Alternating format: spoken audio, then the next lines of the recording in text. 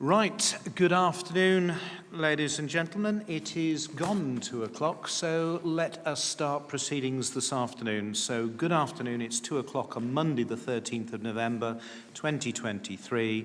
This is the first of two additional, or should I say, special meetings this year, both, funny enough, in November, as it happens, to discuss urgent and important items of business for committee. This is Staffordshire's Health and Care Overview and Scrutiny Committee, and we are here to look back and scrutinise the performance of health and social care provision within the county, and also to look forwards to provide overview as to the future direction of travel. We are here to not represent our own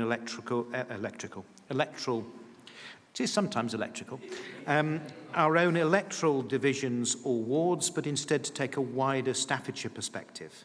Today that focuses on one of the key providers, West Midlands Ambulance Service, who coincidentally cover services across, I think, 14 local authority areas. As much as I have tried with some of the other local authority areas to combine our work, that doesn't seem to have happened to date. So that is why we've held this session today.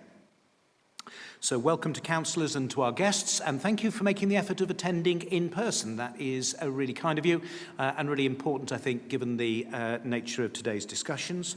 So I am your chair, County Councillor Jeremy Pert. Just reflecting on today's agenda, it would be very easy for any party to blame another party or partners in the system. That's the NHS system, especially if they're not in the room with us today. But instead, I would encourage members to focus in on trends and what that means for our residents.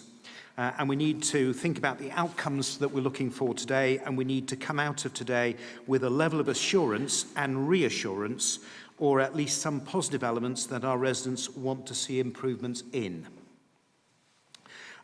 So can I encourage all parties to follow that line, and that would help us get the most out of today's session possible. Secondly, in terms of timings, can I ask West Midlands Ambulance Service to use maybe the first 10 minutes or so to set the scene and tell the story, and then we can open up to questions from committee. Given there are 12 to 15 members with us today, I want to try and allow as much time for us to focus across committee members as we can. So let's get down to business. Let me remind committee that today's meeting is being broadcast, and for those people who want to watch back today's session, the recording can be found on the County Council's website. The meeting is also being beamed live for people to be involved with, and will cut off 20 seconds after the equipment has stopped. All voting committee members are in the chamber and in person, and I thank committee for putting this extra meeting into your busy schedules.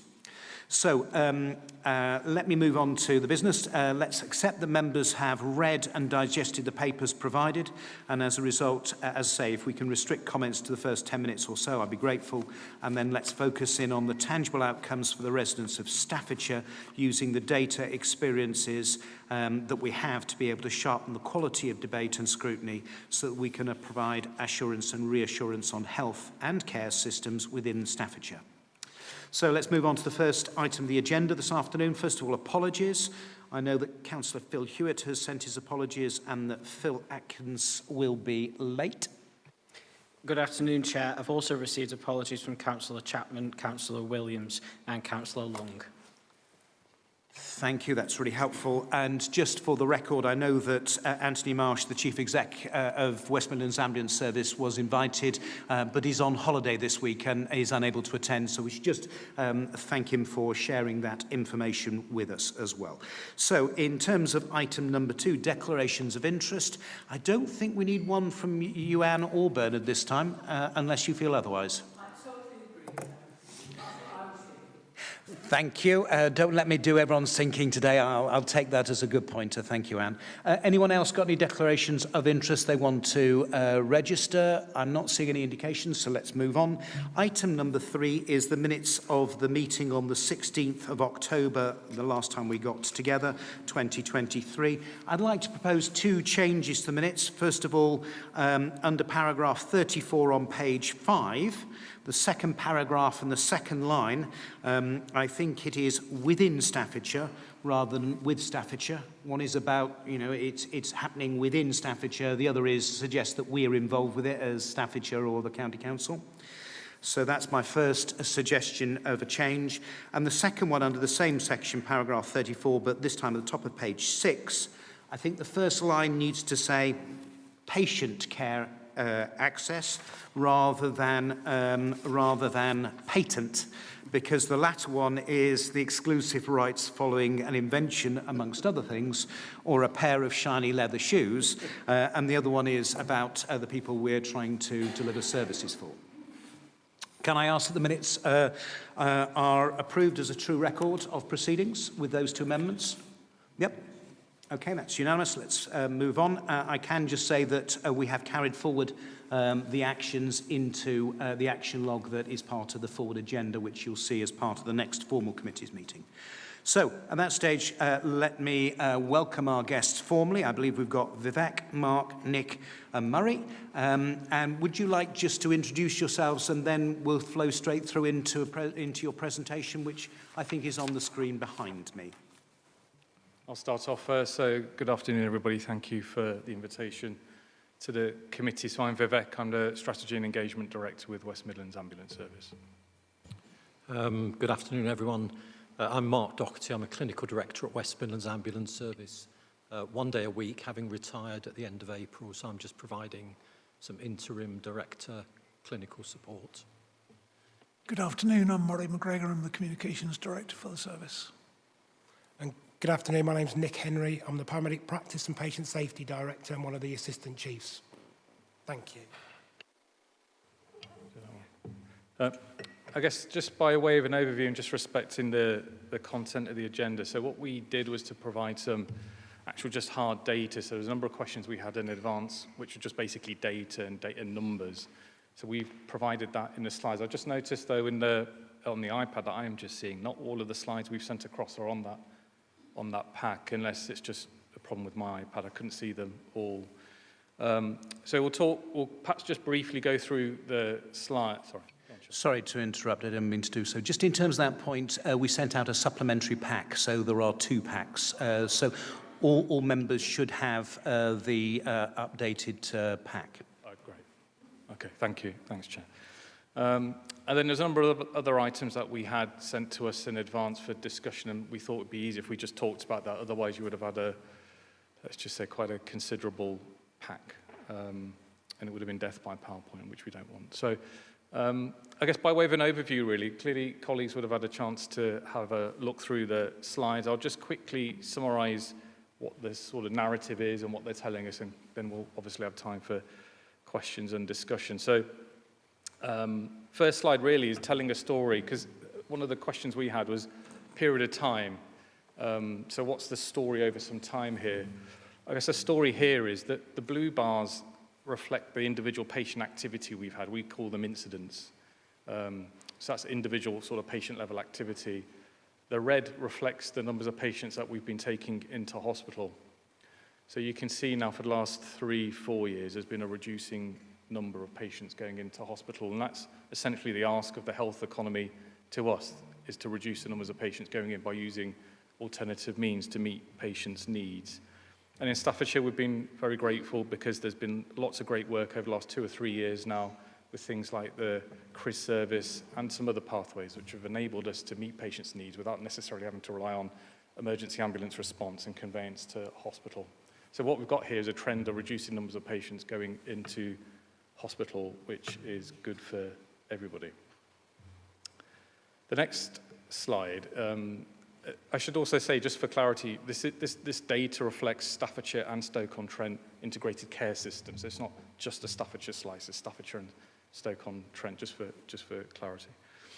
Next slide is a number of, we talk often about handover delays. You can see that's 1, 2, 3, 4. So there's 4 whole years and then a 5th partial year. So the current year is the black line, that's on an upward trajectory. The very tall line, the very high run above it was last year.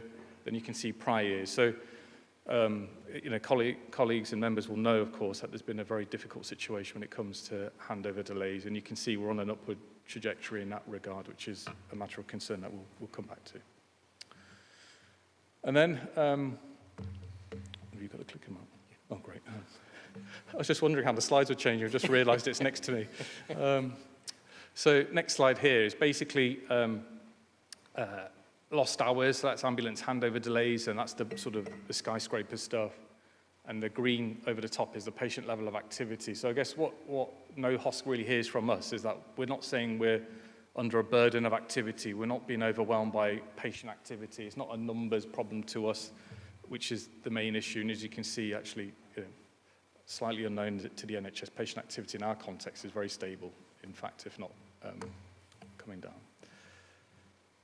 Next few slides, though, reflect what the effect of the growth in lost hours, which are the blue bar charts. So that's 2-3 years worth there across the bottom. Starts from April 19 at the far left, all the way through till October on the far right.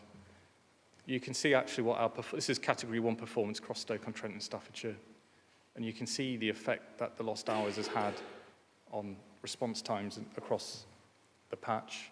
And the same relationship is on the next slide, which is Cat 2. You can see there. So if we weren't meeting, you can see in Stoke-on-Trent and Staffordshire prior to the beginning of January 21, so for approximately speaking, we were there or thereabouts on the response time standards as a whole in Staffordshire and Stoke-on-Trent, even though we're not actually measured on a HOSC footing or an ICB footing, we're measured as a region, but actually within a Staffordshire and Stoke-on-Trent context, you can see the levels of performance that were there. And you can also see how they've deteriorated as the lost hours have increased and also improved as they came down. Same for category 3. It's just showing the relationship between what's going on in terms of the patient pathway and congestion and gridlock and the effect it has on response times. And if we just carry on, please, Mark. This is just reflecting total lost hours and over 1 hour handover delays. So the NHS measures the standard is 15 minutes. There's also like a backstop standard of numbers of patients over an hour. Clearly, no patient needs to be waiting over an hour to be handed over. You can see the sorts of numbers that we've been trading with in, again, stuff. This is RSUH, Royal State University Hospital, specifically.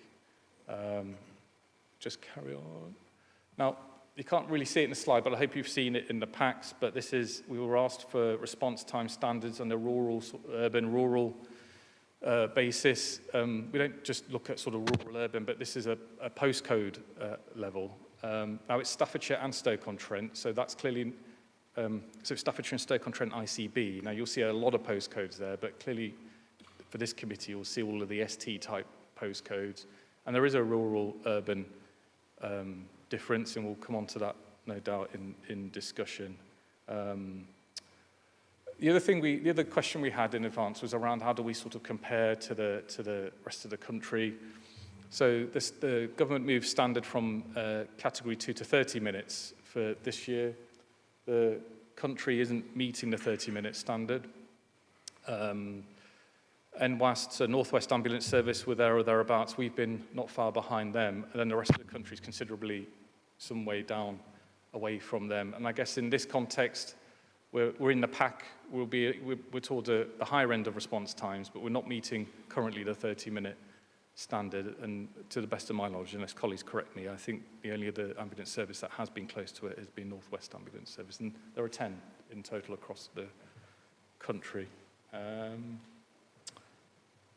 So that's data. Quick canter through the slides. Hopefully I've clarified a few points if there were any queries in advance. And I'll perhaps just pause there. And before we get into the other questions that we had in advance of the meeting, we could perhaps take some time now to pick up on any questions or queries that the committee may have, unless any colleagues have got any other points they wish to make. No? So, I think there is a natural pause being suggested for committee to be able to ask any questions on the data. Janice, do you want to come in? I do, thank you. Sometimes with some of the reports that we get, and we're looking at the difference between what Staffordshire and what Stoke-on-Trent in particular, and we notice some of the examples in there. Would you say that some of those are applicable to more Staffordshire-based places as well, so that we've got an indication on those? Where we've got significant peaks that occurred in 22, so we were looking historically at where we're at now, and we can see the trend on a number of those different slides increasing again. Would that be down to your typical going into the winter time of things, or is it something else that is not so typical that's coming through? If I could just ask those two to start then, please. Well, for my benefit, would you just ask the first one again? I didn't quite hear it, sorry. Yeah, so I think some of the wait times that we were looking at were for Royal Stoke, and a number of the reports that I tend to see in different capacities blend the two together between Stoke and Staffordshire, just to give us an indication if that's a typical response as well. It is. So I guess the ambulance activity going through county is considerably less, and the handover delay situation in county hospital is considerably better. But if you would like to see what that looks like as well, we could give that to you specifically if that would be helpful. Just to add to that is RSUH is actually a major trauma centre. So that means ambulances go in from many parts, including Shropshire, for example. So where you get a major trauma centre, you do get an advantage of having more sort of ambulances around that area, just because they happen to become free at the hospital, so to speak. So you do find that response times are sometimes better when you're closer to a major hospital particularly. In terms of the handover delays, things always get more challenged over the winter, not just handover delays, but response times, activity, the nature of patients. The question for me, though, is more around why cannot we get back to the pre-COVID performance that we saw?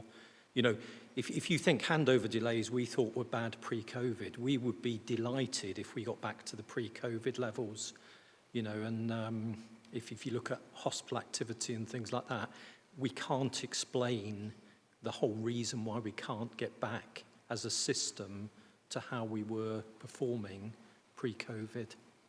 Absolutely. I was just to expand a little bit, the bit we're not cited on, we see our own activity. I guess the bit we're not cited on is the numbers of self-presenting patients that are going through hospital, because a lot of organisations report that started to increase. The other thing that's been changing is that of those who self-present, a lot of people would report that they've got more dependency and they would be so-called sicker. So our activity is definitely coming down over a sustained period because we are finding alternative pathways for patients. How patients are choosing to vote with their own feet and how they're behaving and interacting with the healthcare system, I think, does perhaps merit exploration, because you know, the situation as we understand it from the Royal Stoke in other aspects is actually improved. There's more beds there. The numbers of medically fit patients have started to come down over a sustained period over the last 2-3 years. I suspect, though, there is a real issue with the volume of self-presenting patients they're dealing with and their needs and acuity versus what we're also bringing with. And, of course, we're all going into the same, literally the same front door to access the same capacity, so to speak, aren't we? So I think there's a bit more to be said about and to be looked at as to why there is the level of congestion that we are experiencing. Chair, just before I come back, I thought I saw an indication actually from our colleagues over at Healthwatch. Did you want to come? Is it in relation to this, Baz? Yeah, it's to do with that. But very specifically the question Janice asked. I just don't want to bring you in and find that you've jumped in front of other people who were...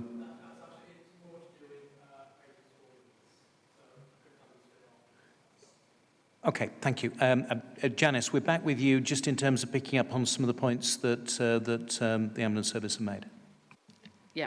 For me, when we're looking at the data, I mean, they can ask so many questions, and sometimes I'm thinking, you know, there might be something else that you're following up with next that we'll be able to elaborate on some of those. With regards to the data, we know that we cover, and certainly from my own division, quite a random selection, whether it's a rural community or whether it's more of a settled in an urban community, and those distances. So I think for me it's the granularity, can nearly say it, of some of the information so we can look at where it happens the most. And we also know that whilst we're focusing on Staffordshire in particular, that some of those go to Wolverhampton trusts and places like that. So those responses. So I think for me, it's the detail that we've got in there that I think is something that's flagging up an awful lot of other questions for me. And yes, I appreciate the ambition would be to get to pre-COVID, but it's looking at those extraordinary situations that we've got now. And if it's not just the winter surge that's coming up, are we anticipating some of those, I think is the next element. My last question, Chair, if I can, on this particular part, we can see some of those other charts which are populated in red. I got the postcode part, so we could have a look and we can look at sort of our own areas as well. I'm assuming that all those reds is something that we are looking then to improve on, so we've got some isolated greens on there. Is that the way I'm understanding that? So we had some discussion before coming as to whether we should colour code, because actually the contract doesn't work as on a postcode level. If we were to work on a postcode level, we would need about 100 times the resource we've currently got. Because literally, if you worked on a 4-level postcode, you'd need at least one available ambulance available all the time in each of those 4-digit postcode areas. And we've got thousands of those across the region. So that just wouldn't be feasible to say that you would ever or could ever get all of those boxes green. You can improve. Now, one of the things we did speak to the chair about some time ago, and we are pursuing with the commissioners, is doing an independent review of what the resourcing needs to be in order to get much better performance. Now, we know we last had an independent review in 2009, and we know even from that it's really, really difficult to guarantee fast response in all rural areas at a price that's reasonable for a cash-limited system. Anything's doable. But what we want to do is get an independent review that presents scenarios. What could it look like within the current resource? What would it need to look like in order for better performance at pre-COVID types of levels? Now, the commissioners have already sort of indicated that they don't anticipate the issue of handover delays suddenly improving. It feels like we've just got to work with this one. So if we've got to work with it, what we've got to do is make sure it's resourced appropriately. Now, just to give you an indication of that, if we rewind to pre-COVID, your average ambulance was doing about 7 or 8 jobs in 12 hours. The Staffordshire average now is 3.2. So we've lost huge productivity, almost 2/3, well, not quite by my maths, but it's getting on for 2/3. So 3.2 instead of 7 or 8. That has a massive impact on performance. Now, we know that some of that loss of productivity is handover delays, but not all of it. So what we need to do is get beneath what's happening in the system in order that we can either increase the resource to take account of a reduced productivity. Now, some of that reduced productivity is the crew spending more time on scene to avoid taking the patient to hospital, which is a good thing, but not all of the loss of productivity is good, and we need to just better understand that. So we think an independent review by a company that are specialists in the field of doing ambulance or emergency service independent reviews would give us a better answer to the types of question that I think you're posing. Thank you. Very quickly, because I've got a couple of questions that's come off the back of this, please. Yeah, absolutely. But it's just to say, Chair, that I think what you've also done there is answered one of my other questions, which was one of the first slides that you presented, which is the reduction in the numbers that are actually going then into hospital. So that would be probably the majority of it, would it be, whereby those numbers are reducing because they're actually being treated in their own home and then consequently not going in, as opposed to deciding that they might just take themselves there and self-present in other ways. So you're right. I mean, it's all of those things. The ones we're really worried about, though, are the ones who self-present with very serious conditions. The people that should have gone in by ambulance, had the ambulance service been able to provide a quicker response. So an example of that, we know that some patients who have a stroke are making their own way. Now, if they drive themselves, that's hugely dangerous. Even if they're driven, if something catastrophic happens en route, they're on their own. And one thing that's really hard for us is trying to catch a moving target. So what we would ideally like is a more responsive service for people that absolutely need an ambulance, and better alternatives for those people that don't need either an ambulance or an acute hospital. Thank you. I think there's a whole range of lines of inquiry that people will pick up in terms of rurality and in terms of productivity and independent reviews in a minute. If I could just pick up a couple of questions which relate to what Janice was talking about. You reference pre-COVID activity.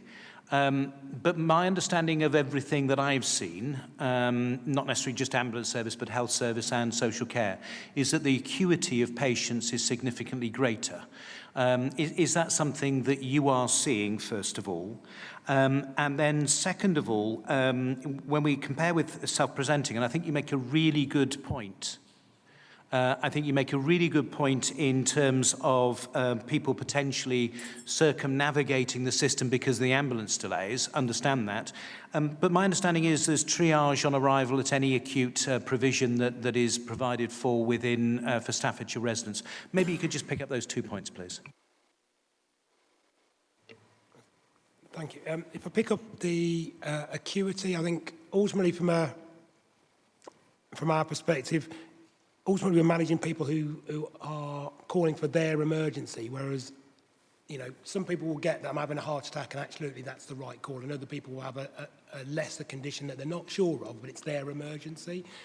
So it is. I don't think we're seeing a different mix in that patient group, but I am aware, as Vivek has already said, is that we have got reports of people turning up to EDs on their own. And then almost the patients that are walking in the door may be of a higher acuity than those that are on the back of the ambulances. So you're absolutely right, there is a triage that's done when we are being held outside, where the hospital do come out and go through the patients that are outside, again trying to do that balance between risk of what's on the back of the vehicles and what's coming through the waiting room, and trying to manage that balance. I suppose ultimately in that, there will always be, we will see higher acuity of patients who we've been delayed responding to.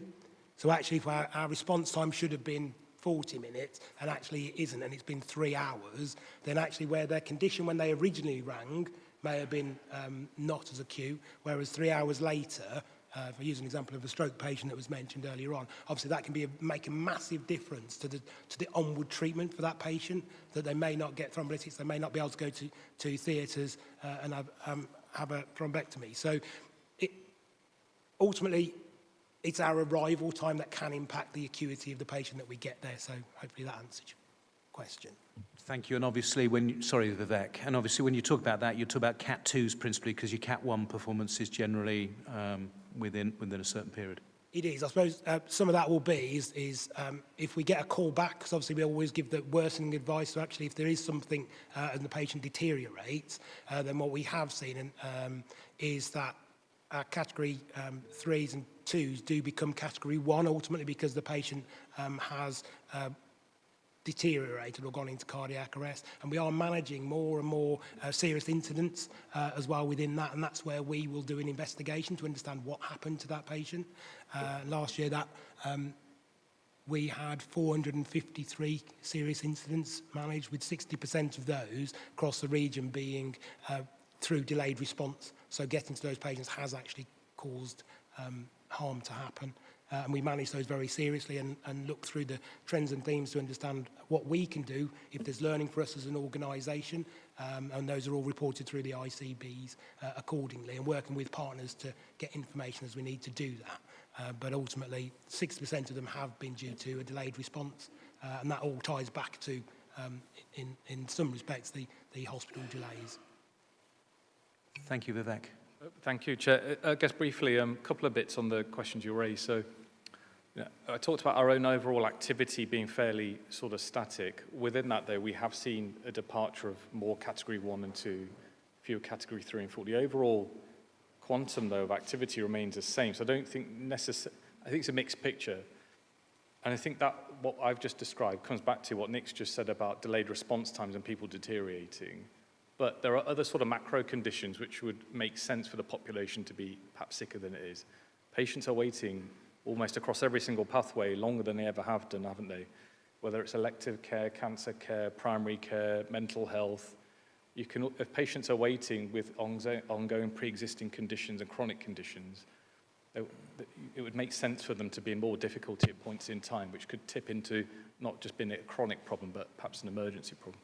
You make a good point there about triage. So last week I was talking at an event for all of the for the West Midlands region emergency medicine consultants and trainees, and we had a presentation there from Walsall. So at the other end of the spectrum, Walsall Hospital's handover performance is amongst the best in the country, not just in the West Midlands. And they were giving a talk about what they've done. And going back to your point, Chair, about assessment, in Walsall, the emergency department there doesn't have to refer to anywhere in a hospital. They can just send patients. So and they've got receiving units for every kind of pathway: surgery, medicine, obs and gynae, frailty, etc., etc. So the department there doesn't have to pick up a phone. They don't have to ask. They don't have to refer. If they think the patient's need is for frailty, they can just send them. And if it's surgery, they send them. So the queue they get, they're able to fill that queue and put those patients into pathways exceptionally well. And that's what they credit with what was actually a very difficult position a few years ago, now being amongst the best in the country. So I think there's something to be said about how the initial assessment takes place and its effectiveness after as well. Thanks, Chair. Thank you, useful. Charlotte, can I bring you in, please? Yeah, thank you. Although I see that the total hours that you've lost have gone down, what worries me is that the trajectory this year is very steep, and it started at a much earlier time in the year. So it's rising very steeply, I think, in May, as opposed to later on in the year, which has happened in 2022. So I'd like a view on that. What worries me is that, when you talk about averages or means, it doesn't pick up on the 5, 6 hour, 7 hour waits that someone has on the floor when they've fallen. And earlier today, we had the Police and Fire Commissioner in front of us, and the fire service has now got a falls team. Is that because, and it's been commissioned obviously by the ICB, is that because you're failing to get to falls, and therefore the ICB has given up on the ambulance service and have basically said, okay, we'll use the fire service?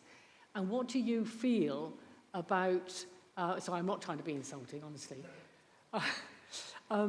What is your view about non-medical experts picking up on falls, where I know from just a couple I'm aware of in my town of Leek, where actually having medical knowledge, i.e. not to move someone who's broken their hip or someone who's done something else, how do you feel about the fire service picking up on falls because you're unable, or the ICB thinks you're unable to fulfill that particular role?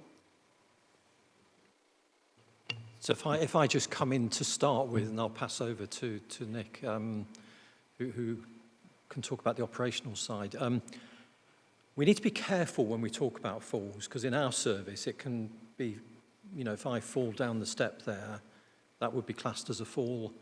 But if I fell from the multi-storey car park, that would also be classed as a fall. So falls can be sort of multifactorial. There's also broadly two reasons why people fall. There's what we call a mechanical fall, which would be me tripping down the step. But if I stood at the step and had a stroke, I might fall, but that would be due to me having a stroke, not a mechanical reason. So broadly speaking, the mechanical falls are the more straightforward, but even those can be very complex. So what we know from the major trauma work we've done, The shock when we introduced the major trauma model was the number of frail elderly people that sustained major trauma just from falling from a standing height, not falling downstairs or off a step, literally just falling from where they were stood onto the floor. So frail elderly people particularly can be at risk of significant injury in a fall. So we mustn't sort of assume that falls are trivial parts of our work, albeit that once we've been to a fall, many people have not sustained major injury.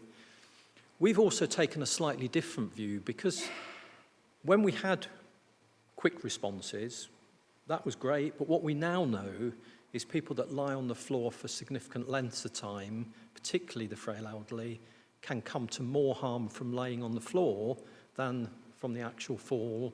So now we advocate that those people, they drink, they take their medicines, where before we would say don't have anything to eat or drink, because we recognise that becoming dehydrated or not taking your blood pressure medicines can be more harmful than actually the very small risk of taking them. There's one group of people that we'd really like to work on, and that's the care home residents who fall, because they've got a safe environment generally, and they've often got people immediately to hand.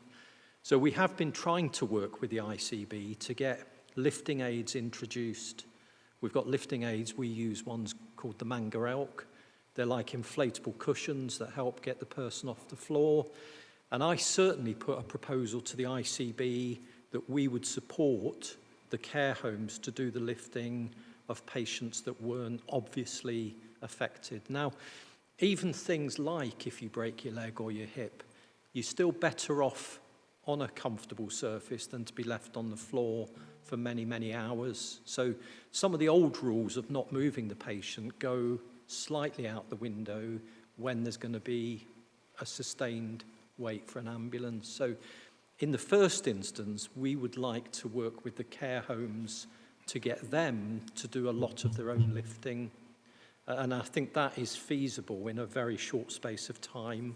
The company that make these lifting aids have agreed to put in training packages and support, and certainly we could support from a distance if they were doing that. It becomes more difficult dealing with other groups of people. We've got first responders. I'll let Nick talk on what they are trained to do. But the fire service, we have in the past, we've had schemes in other parts of the region where the fire service do go in and they do lifting. It leaves them in a difficult position when they get a fire call because sometimes they can't respond as quickly to that. And often those schemes, for a whole variety of reasons, don't carry on in a sustainable way. Sometimes they're funded as a project and then the funding doesn't carry on. And then the question becomes, well, who does fund it, even if it's successful? My plea to commissioners is don't keep putting a patchwork on the system. If bits of it are not responding, look for the root cause of that poor response rather than just put in another layer of response, because inevitably there will be a number of these people that are injured, and what then happens to them if the fire service become the responder, for example. You've got to remember the fire service are not CQC registered to provide patient care, and I don't know if they've got liability insurance for doing so, but there's some fundamental questions about the governance and the setup. If a service wants to provide patient care, and indeed is commissioned to provide it, I would like to know at least they've had CQC registration to do that registered activity, for example. That's exactly the question I asked the Fire and Police Commissioner this morning. He wasn't able, well, I didn't ask a bit about that specific question, but I asked what training they had received.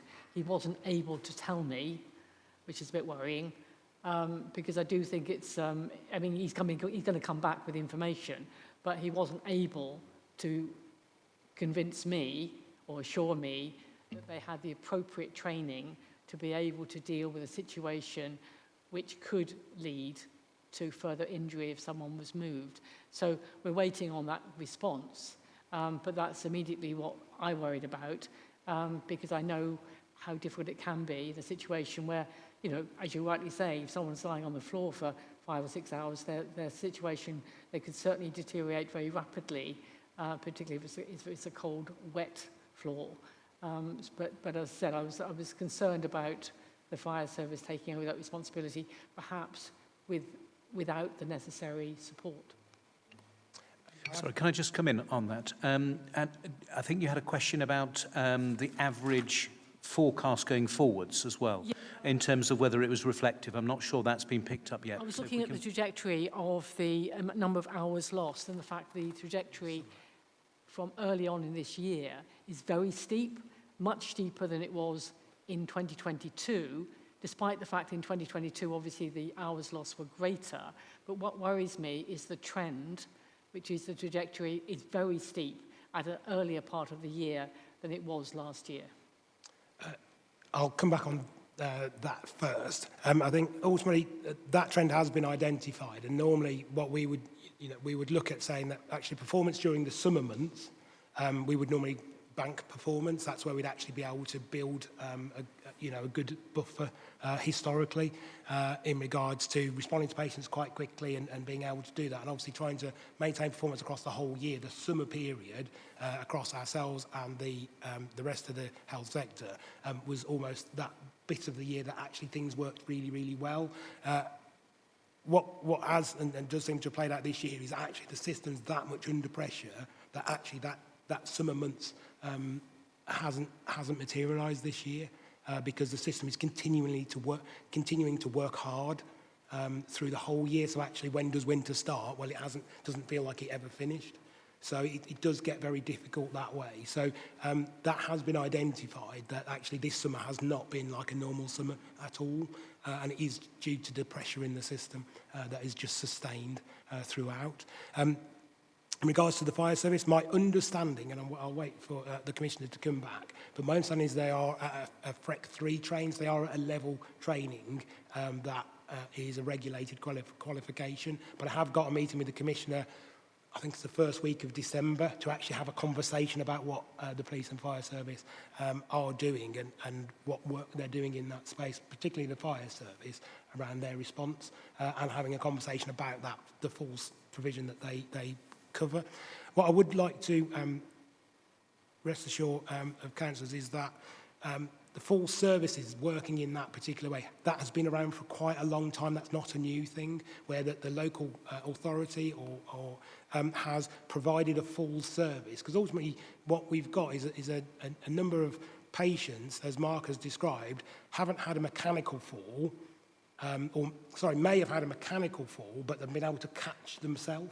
So actually, I haven't gone standing straight flat down and hit my head and no arms out to stop me from hitting the floor. So actually, that would be quite traumatic, quite a long fall. Whereas actually, if I was coming down the steps and thought, oh, I've missed the bottom step, but I've caught myself on the sides, and actually then I've eased myself to the floor, the likelihood of you having an injury in that perspective is very low because you actually caught yourself. So actually there's not too much gravity and your speed and weight hitting the floor, which is what causes the injury or traumatic injury.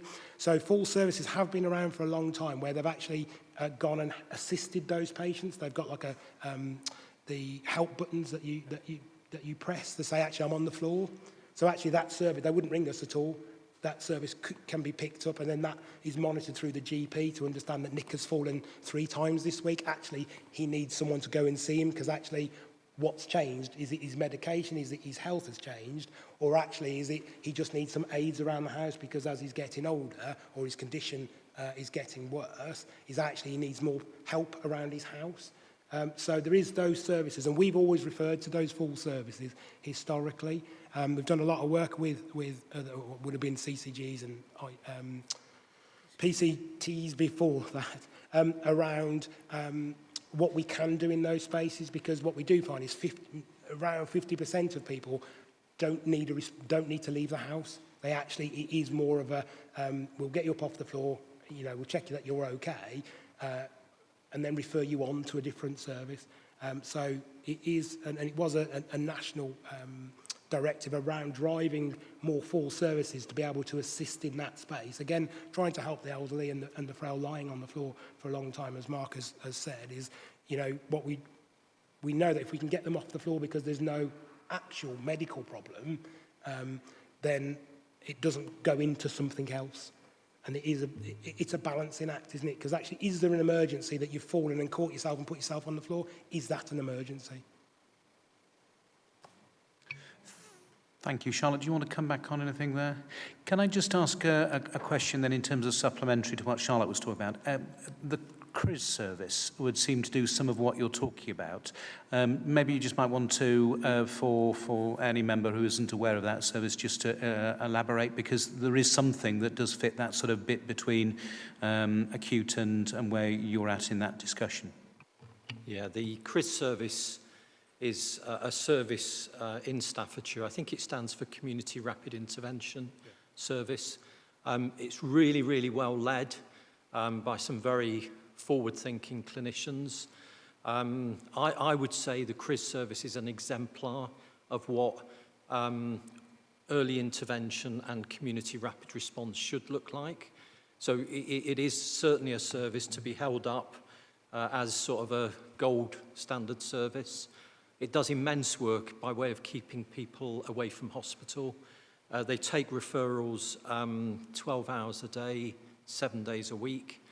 And as I say, there's some brilliant clinicians. The downside, if there is one, and this isn't being critical of the CRIS service, is it isn't 24 hours a day. So if you think a number of our elderly people fall up when they get up to go to the loo at 3 in the morning. Sorry, that, as an example, it's not always 3 in the morning. But, you know, happened to my dad last week, gets up, a bit disorientated because it's dark, falls down the stairs. What's available at 3 in the morning would be my question. And believe me, wherever you go across our region, there's nothing other than A&E and the ambulance service. The fire service might be there, but maybe asleep or whatever. I don't know what they do at night in that sense. But there are very, very few services that patients can access. So if I was to say a service that we should be investing in, CRIS 24/7, I think would be fantastic.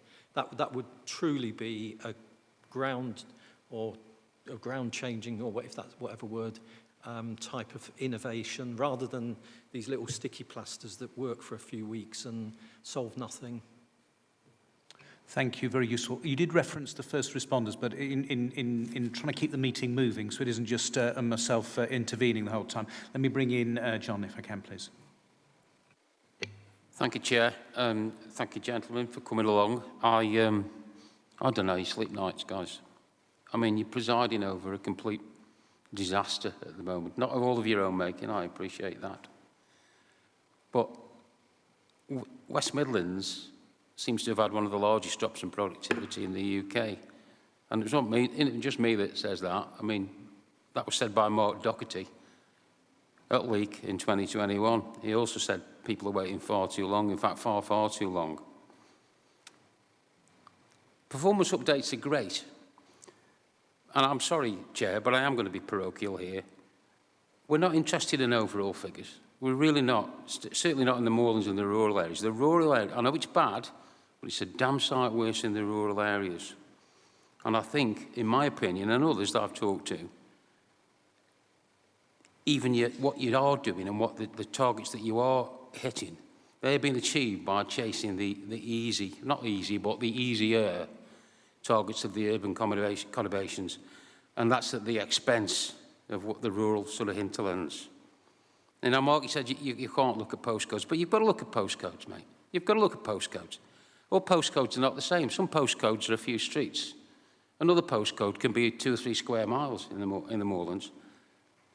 And I'd like to see, and I did say, I submitted the question prior to this, I'd like to see some direct comparisons for the rural areas between the urban areas. And I've looked on here. With the greatest respect, these numbers, they're very confusing for a layman. It'd be nice to have some sort of analysis done pre-meeting so that we could probably drag some more meaningful information out of it. The last lot we had off here about 2 years ago, we had to run past an ex-senior manager of West Mids to get any sense out of it at all. So that's the first question. And again, a comparison between now and when the market towns had their own local resource, in the form of an RRV or an ambulance latterly. Because I know there's been a big degradation over the last 3 or 4 years, and a lot of that's been due to COVID, but that sort of coincides with all the local resources being taken away in 2019, 2020. And I firmly believe that that's an issue in the rural areas. I know hospital delays are partially to blame, but can I just read you a little testimonies here? I contacted some of my ex-colleagues. This is from a paramedic working in North Staffordshire. And they say, we're really struggling. And mostly it's down to bad management with reduced crews, especially at weekends and nights. And this is the crucial bit, sending crews out of area all the time. Things have been really bad over recent weeks with constant call-outs for Cat 1s, especially in places like Biddulph and Leek. Another of my ex-colleagues, I'll be brief, Chair. It's heartbreaking. They're broadcasting over the radio for Cat 1 calls in the Moorlands, Biddulph, Leek and Cheadle all the time. And the response time of the nearest vehicle is always 20 minutes plus, and sometimes 40 minutes. I can't remember the last time I heard about a ROSC. That's actually a return of spontaneous circulation on a cardiac arrest for any of these areas. Even Cat 2 and 3 patients are waiting 10 hours plus, even in Stoke. So you can only imagine what it's like in the sticks. It's crazy we're losing all our local ambulance resource to Black Country and particularly Shropshire all the time. And I said, well, what do you think will fix it? I know what I think will fix it, but I said, what would you think will fix it? We need some competent management to put the patients first and not targets. We need to keep the Staffordshire resource in Staffordshire.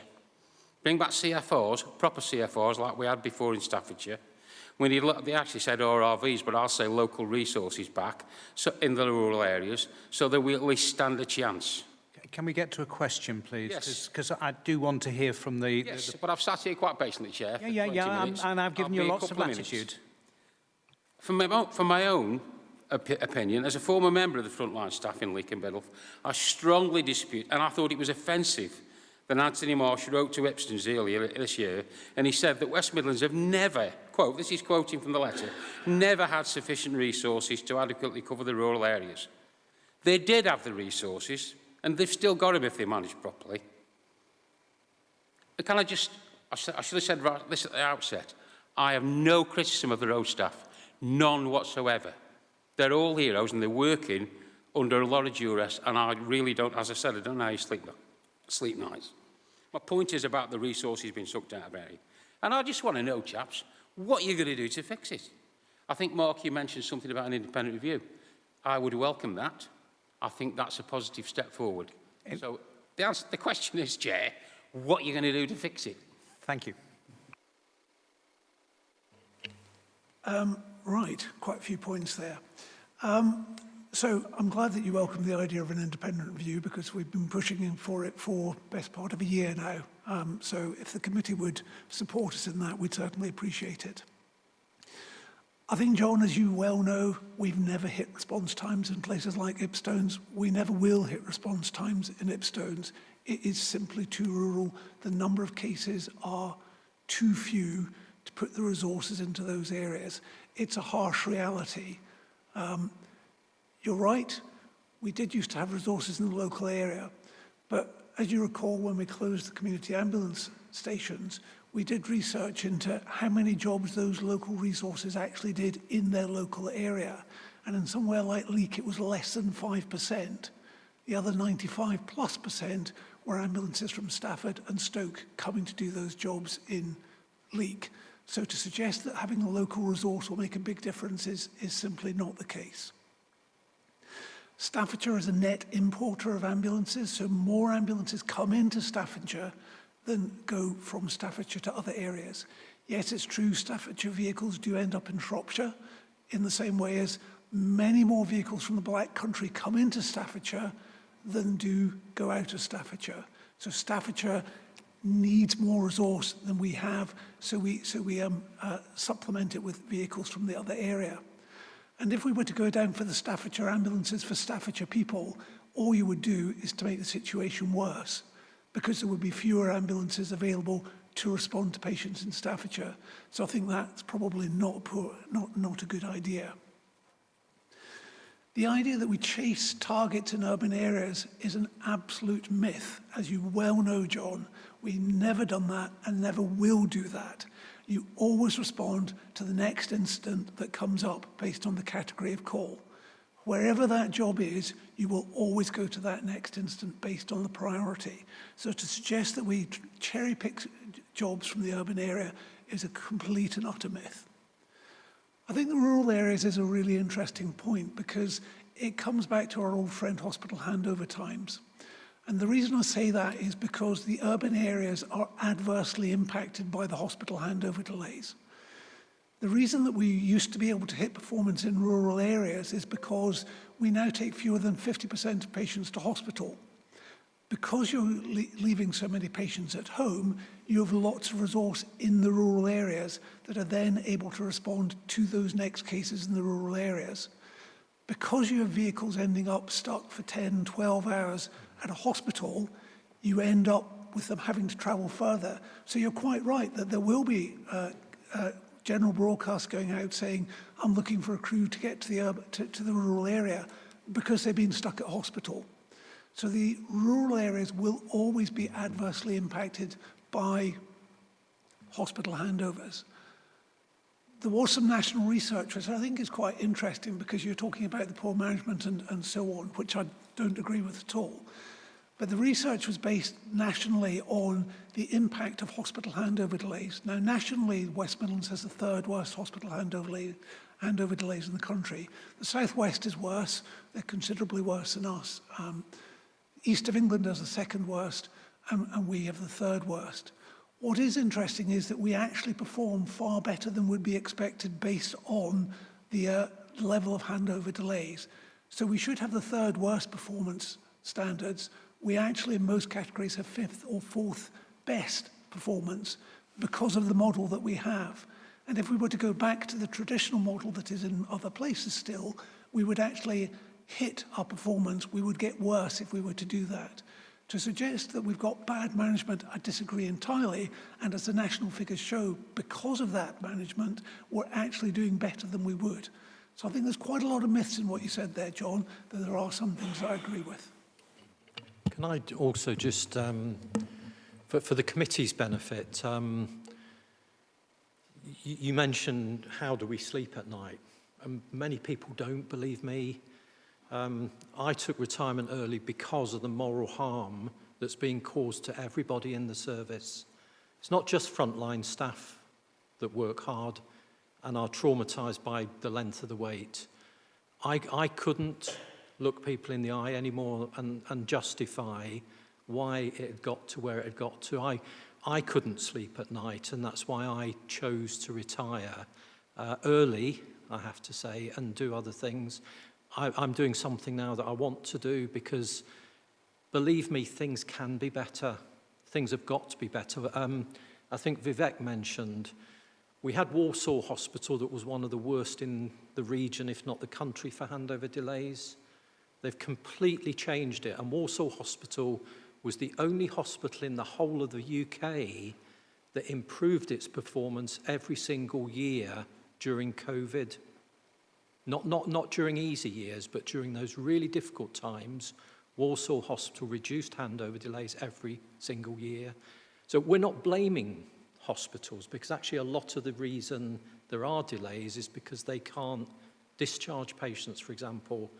But by God, we've got to get better. You know, your point about that graph being like that, at some point, the maths just doesn't work, does it? You can't have a graph going like that and everything keeping getting better. At some point, the graph has to take a downward turn.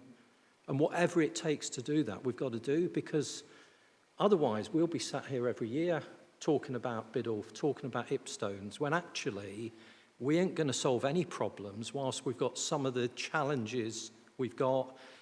An independent review might address the thing, but what we don't want is we don't want resources wasted either. The reason handover delays keeps coming up is because that's resource that's there. We're not saying we haven't got enough paramedics. We're not saying we haven't got enough ambulances. We're not saying we're inundated with people calling us. What we're saying is we're stuck with the resource being in the wrong place at the wrong time, when we need it to be on the road responding to patients in Ipstone, Biddulph, Stafford, and Nosal and all of those other places where we know we haven't got the response times that we would like. It's really difficult as well comparing the past. The past is always better than the current, which will always be better than the future, because that's just the nature of, things will never be as bad as they are, so to speak. But because the past may have appeared better doesn't mean it was. We know that clinical outcomes, for example, are far better now than ever they've been. And that's with the delays. But what we also know, going back to the stroke example, we know that if we could get to everybody just quicker, those patients would stand a much better chance of surviving or not being as damaged as they are. And I think Nick made that point, that we're seeing patients when we get to them, they're in a really bad way, when actually if we could have just got to them quicker. So what I don't want is the committee thinking that we're complacently just saying, well, that's just how it is. Believe me, the people, everybody in the West Midlands Ambulance Service, from the chief executive down, absolutely is doing their utmost to try and get response times better. Chair, if I may come up. Sorry, I would like to hear from Nick. But Mark, thank you for sharing what you've shared with us. I appreciate that, and I know that must have been very difficult. But Nick. Quickly echo just Mark's point around, so it isn't from poor management, but I can honestly tell you, as a strategic commander for the organisation and one of the assistant chiefs, me and the team who do on-call 24/7, 365 days a year, we don't sleep because we are escalating, we are probing and pushing for our patients. The teams who are working shifts and through the night are working hard to get to our patients, because that's at the core of what we do. So, I just want to be clear to the committee is we are very focused on what we're here to deliver, and it is heartbreaking to have these significant delays in getting to our patients. Just to come back to the point around community first responders, I do need to be clear that, from where we were with CFR started around 20 years ago, the landscape of litigation, training, professionalism that needs to go into everything that we do to deliver under governance for patient safety is at the heart of everything that we do. I look after community response, and I'm proud to do that. 3 years ago, I implemented regulated qualification of the same grade across the whole of the region to balance that out. Ultimately, going through where we've been in regards to having, community first responders having blue lights and lots of drugs that were higher grade than paramedics could actually deliver through the service isn't sustainable. It isn't appropriate in this day and age of where we are. Patient safety and governance is at the heart of what we need to do. And when we've got community first responders who are amazing people, amazing volunteers, providing care to our Category 1 and Category 2 patients within their local communities and raising funds that they fund to make that service available to the local people is amazing, and I am in awe of those people. But ultimately, I have a duty to look after those individuals as well and make sure that they are trained to an appropriate level to deliver the care that they do. They are not booked on and working 24/7. This isn't their main profession that they do. Most of them are not medical people in their day-to-day life. And so to send them and expect them to do things that may be above and beyond their scope, and actually where they could run through a skill fade of not seeing a particular patient for years and then be expected to deliver high-quality care at the point of need, we've had to balance what that governance looks like, balance what that training program looks like, to make sure that we're giving them the basic level of training to deliver the most for the most serious patients that we have. And ultimately what was proven was having blue lights didn't actually give you very much time. Actually what it did was created probably more risk in the community. And then as we've moved more, as driving standards have changed and the training levels have increased, what you'd actually end up doing in having blue lights on for community responders, you'd actually end up doing more training on how to drive than you would to actually provide the service that you're actually going to deliver. And actually, that's not proportionate when you're looking at at least a 3-week course to complete the driver training, when you'll do 5 days to be an initial responder in the first place, with a retraining program that takes 3 days. Again, a regulated qualification that does give you a qualification that you can use elsewhere. It gives you a Health and Safety Executive First Aid at Work certificate as well as part of the course. So it does enable those volunteers to use those qualifications outside of being a community first responder. So actually has seen to get people into work.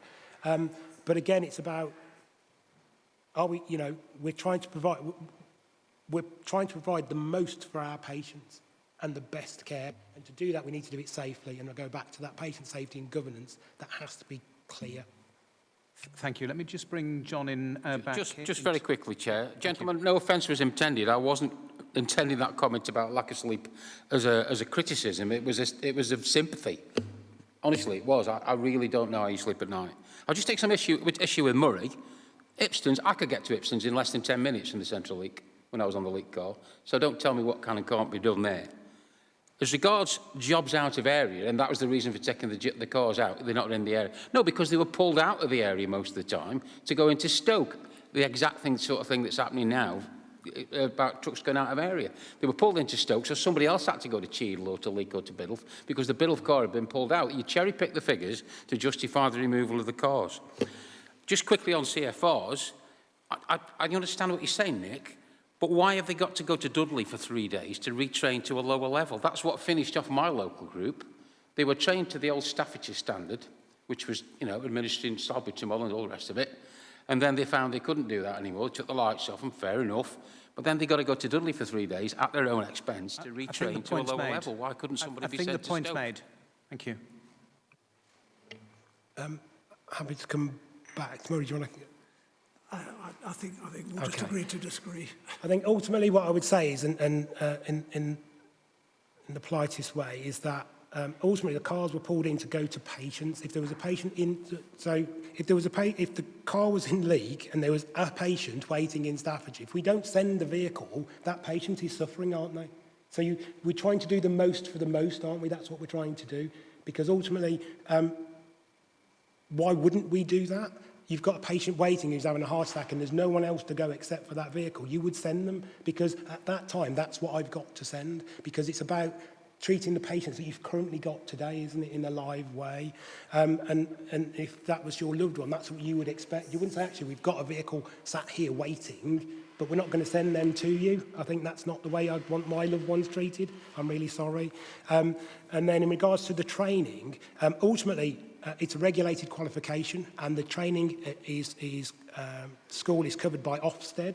So all of the training centre itself has an Ofsted rating for how it delivers its training. We put the CFRs through the same tutors and same location as our staff. So we're treating our volunteers exactly the same as our staff, which actually they have told us is better than the training that we used to provide before, because they see that it's the same tutors training operational staff and themselves. They actually feel part of the team. They actually feel part of, this is a professional outfit that's actually delivering quality training. And I do understand that it's further to travel, but the qualification is around the buildings being correct for the delivery of training that's being given. So their mandatory training they will do locally. So they do that every year and they can do that at the local hubs. That's not a problem.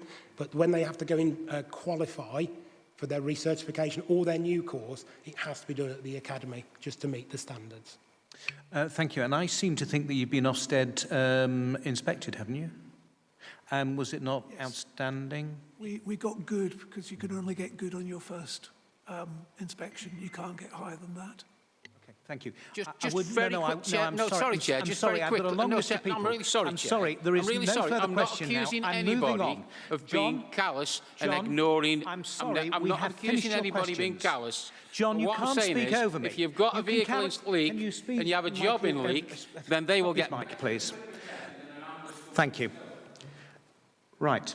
I don't expect to see another outburst like that from any member of this committee at any stage. We must treat our guests with respect and we must prioritise getting as many people around the table as possible to have a conversation. I'm not disrespecting anybody, I really aren't. Perry. Thank you, Chairman, and thank you very much for being here to answer our questions. Thank you. Appreciate it. I've got a couple of just things I wanted to put to you. How often do you revamp your response times from the hospital to the patient when you get, because it's not working at the moment, is it?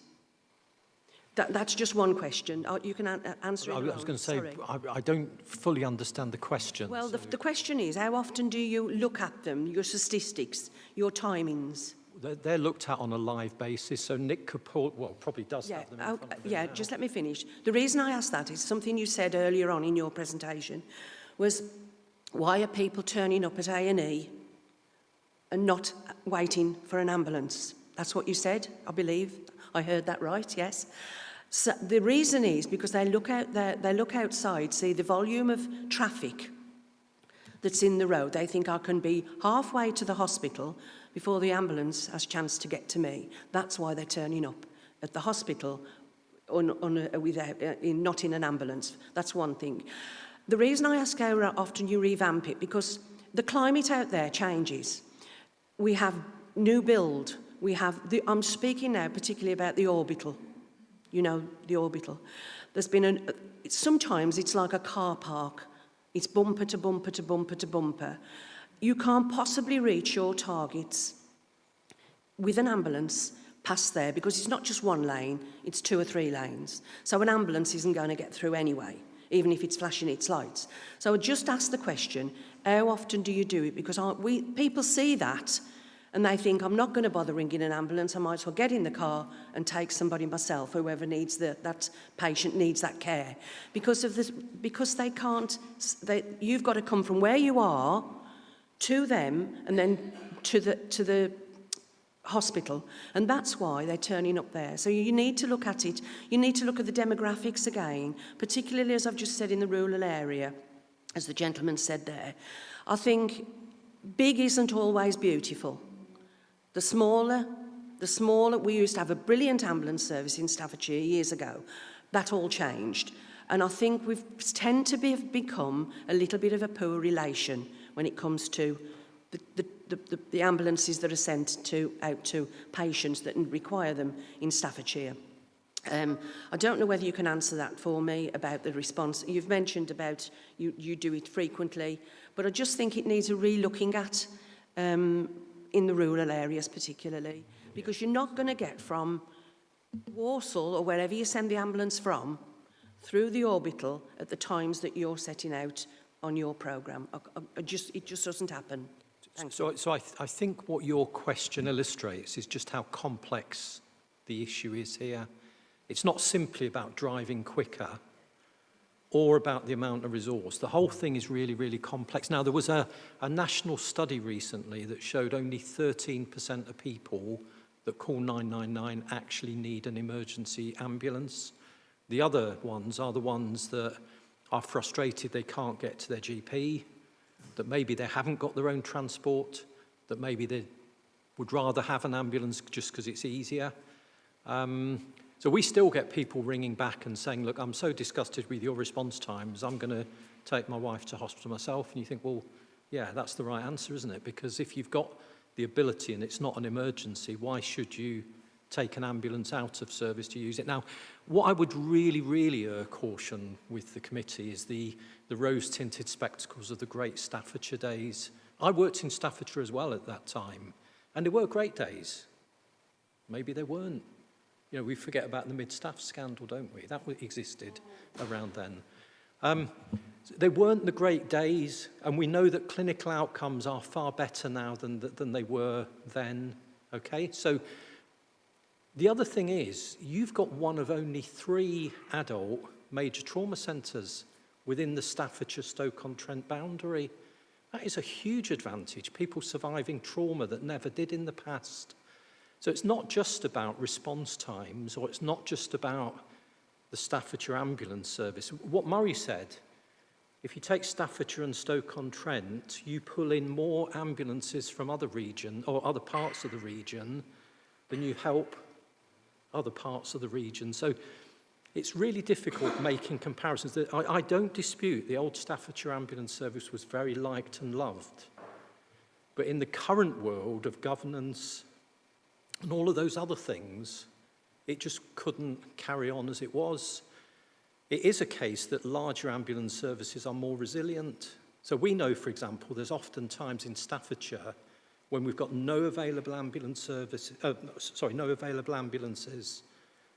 So we all remember the days of standby points where you'd have ambulances stood waiting to respond.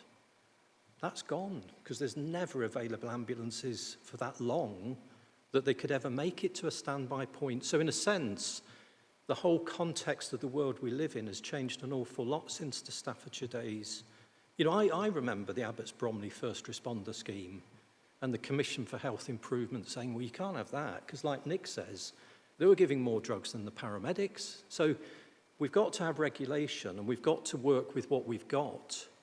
We're as frustrated as you are with the response times, believe me, probably more frustrated because Nick can see them in front of him now and it doesn't look good. And there's nothing worse than for us to keep people waiting the length of time they wait. And just to answer the question on the response times, they're actually set nationally, so it's not about what we wish to do locally. They are a nationally set set of framework that we have to follow for our quality indicators. So they are set at the centre. Kath, do you want to come back? Can I just ask a very quick supplementary? Just linking conversations. We talked a bit about your call centre. We talked a bit about the CRIS service. Tell me, do you have a member of the CRIS service within your call centre to help on that call prioritisation and triage? So what we have had, Chair, is we have had the CRIS service in. So we've looked at all options for how the CRIS service worked. They certainly came in and worked with the dispatchers and provided advice on what could be sent to the CRIS service as opposed to ambulance dispatch. Now, what we've currently got, and Nick will correct me if it's changed since I last looked, but what we've currently got is a portal of people that would be suitable for the CRIS service, that the CRIS service actually access from where they work. So we sift the call, and if we think a person is suitable, rather than them just wait for an ambulance, they would appear on a computer portal that the CRIS look at. And if that patient is suitable, the CRIS service will take them and we will cancel the ambulance. So I have to be honest, that works extremely well. And that's been effectively devised by the CRIS service and us. And that's now in use in other parts of the region. Thank you. Baz, before I bring you in, let me just bring in Julia very briefly. Thank you very much, Chairman, and thank you very much for your presentation. I'm Cabinet Member for Health and Care, and I think everybody who provides service to the public has pressures and challenges. And I'm a great believer that to solve some of the problems, yes, what's happened in the past can help, but actually it's been fairly bold. We all have to manage risk, but it's actually working together to come up with solutions. And not everything works. And I think sometimes there is a risk of managing risk so tightly that you're almost afraid to make those changes that actually would make a difference. I mean, if I can, through you, Chairman, just to put the record straight, I was on Staffordshire Ambulance Trust many, many years ago, and totally agree with you. It was too small an organisation, its overheads too big, it was not financially viable. But there is always the question that Staffordshire people have in the back of their mind is we were taken over by an ambulance service that was used to a large conurbation, and is Staffordshire getting shortchanged? And I've tried to do some research online to see if Staffordshire gets an equivalent amount of resource as other semi-rural counties, and I've not been able to find that information. If you have that, I'd love to see it. I accept the fact you need to use your resource flexibly, but at the back of a lot of Staffordshire residents' minds is, and I think that's been alluded to, they've been a bit shortchanged. So if that isn't the case, that's fine. I'd love to hear that. That's my first question. My next question is about your algorithms. I also used to work for Derbyshire Health United, so I know about algorithms, and I used to be urgent care manager for Derbyshire. So the leader of the council related a case to me last week of a lady, cancer patient, fell, broken wrist, 20 hours for the ambulance to come. Now, I suspect, because she was in a place of safety, a home, she got somebody with her, a husband, although she was an elderly lady. That probably meant in your algorithms that she kept going to the bottom of the priority list, because 20 hours, gentlemen, I would be in panics, and I can understand why people go by car to A&E. It's the type of stuff of headlines. I don't expect you to say anything, but this is what upsets you, and it upsets people like us because, you know, it's not acceptable. And I don't know how that happens, that somebody in that position can be left for 20 hours. There must have been an ambulance available at some stage. In terms of when I was chairman of the Health Authority in the 1990s, there was the same problem with Stoke then. It's nothing new. And I think perhaps there ought to be somebody from Walsall, which used to be the Sister Dora Hospital, being an ex-Walsall person, you ought to come and speak to somebody at Stoke, because I'm a great believer you learn from others' experiences, not try and reinvent wheels. So perhaps, Chairman, that may be something that you would like to pick up. My last point was, and I'm absolutely delighted, I'm a great believer we have to find solutions. That's the reason why I do this. About the CRIS team and the single point of access. I think the figures I've got is that at the moment you have about a third of the total referrals they get. A third come from the ambulance service, and there may be a way of increasing that if it's appropriate. But in terms of your comment about it being available 24/7, that is something that perhaps, again, we can take up through the integrated care system, because it does seem to work, and your comments were really helpful. And I think it's a matter of those of us who perhaps have the right ears, and I can be terribly stubborn, it may be something that, you know, with the Better Care Fund and whatever, we may be able to get some extension of that service.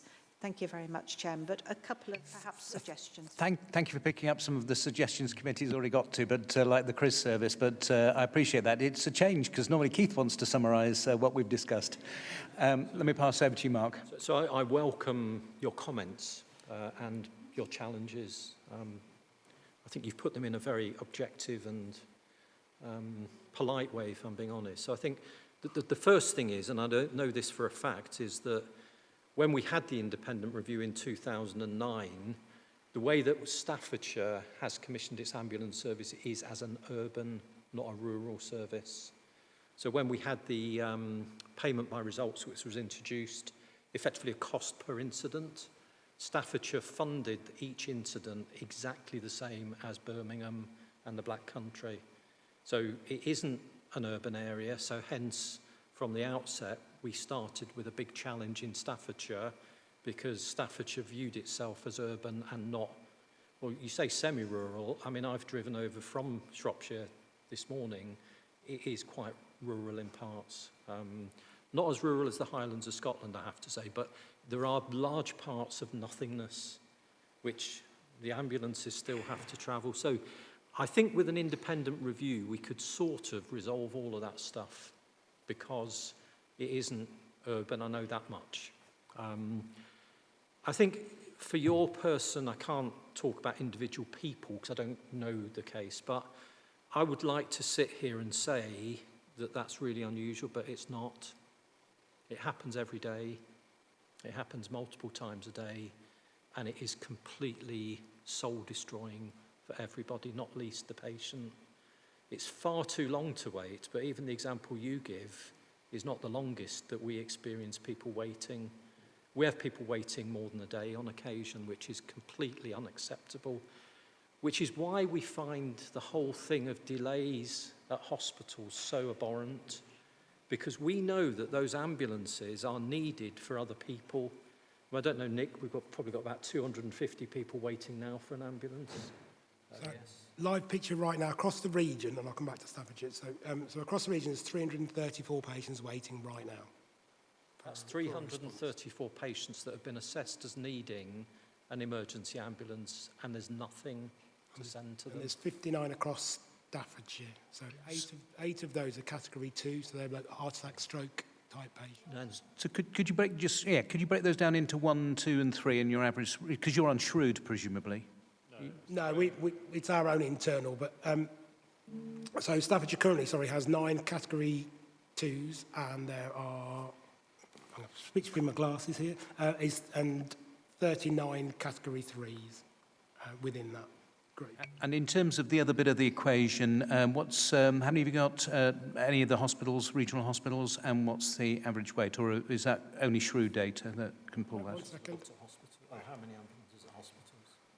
So a total number of, so regionally there's 118 ambulances at hospital at the moment. Staffordshire has got 11 at Stoke and West County and 4 at County. Burton. And Burton. So there's 3 at Burton. So 2, 5, 9 of those are all over 60 minutes. And actually, if I go down the list in front of me now, I'll give you the longest one. So what Useful on an average Monday in November. Sorry, can I bring Julia back in?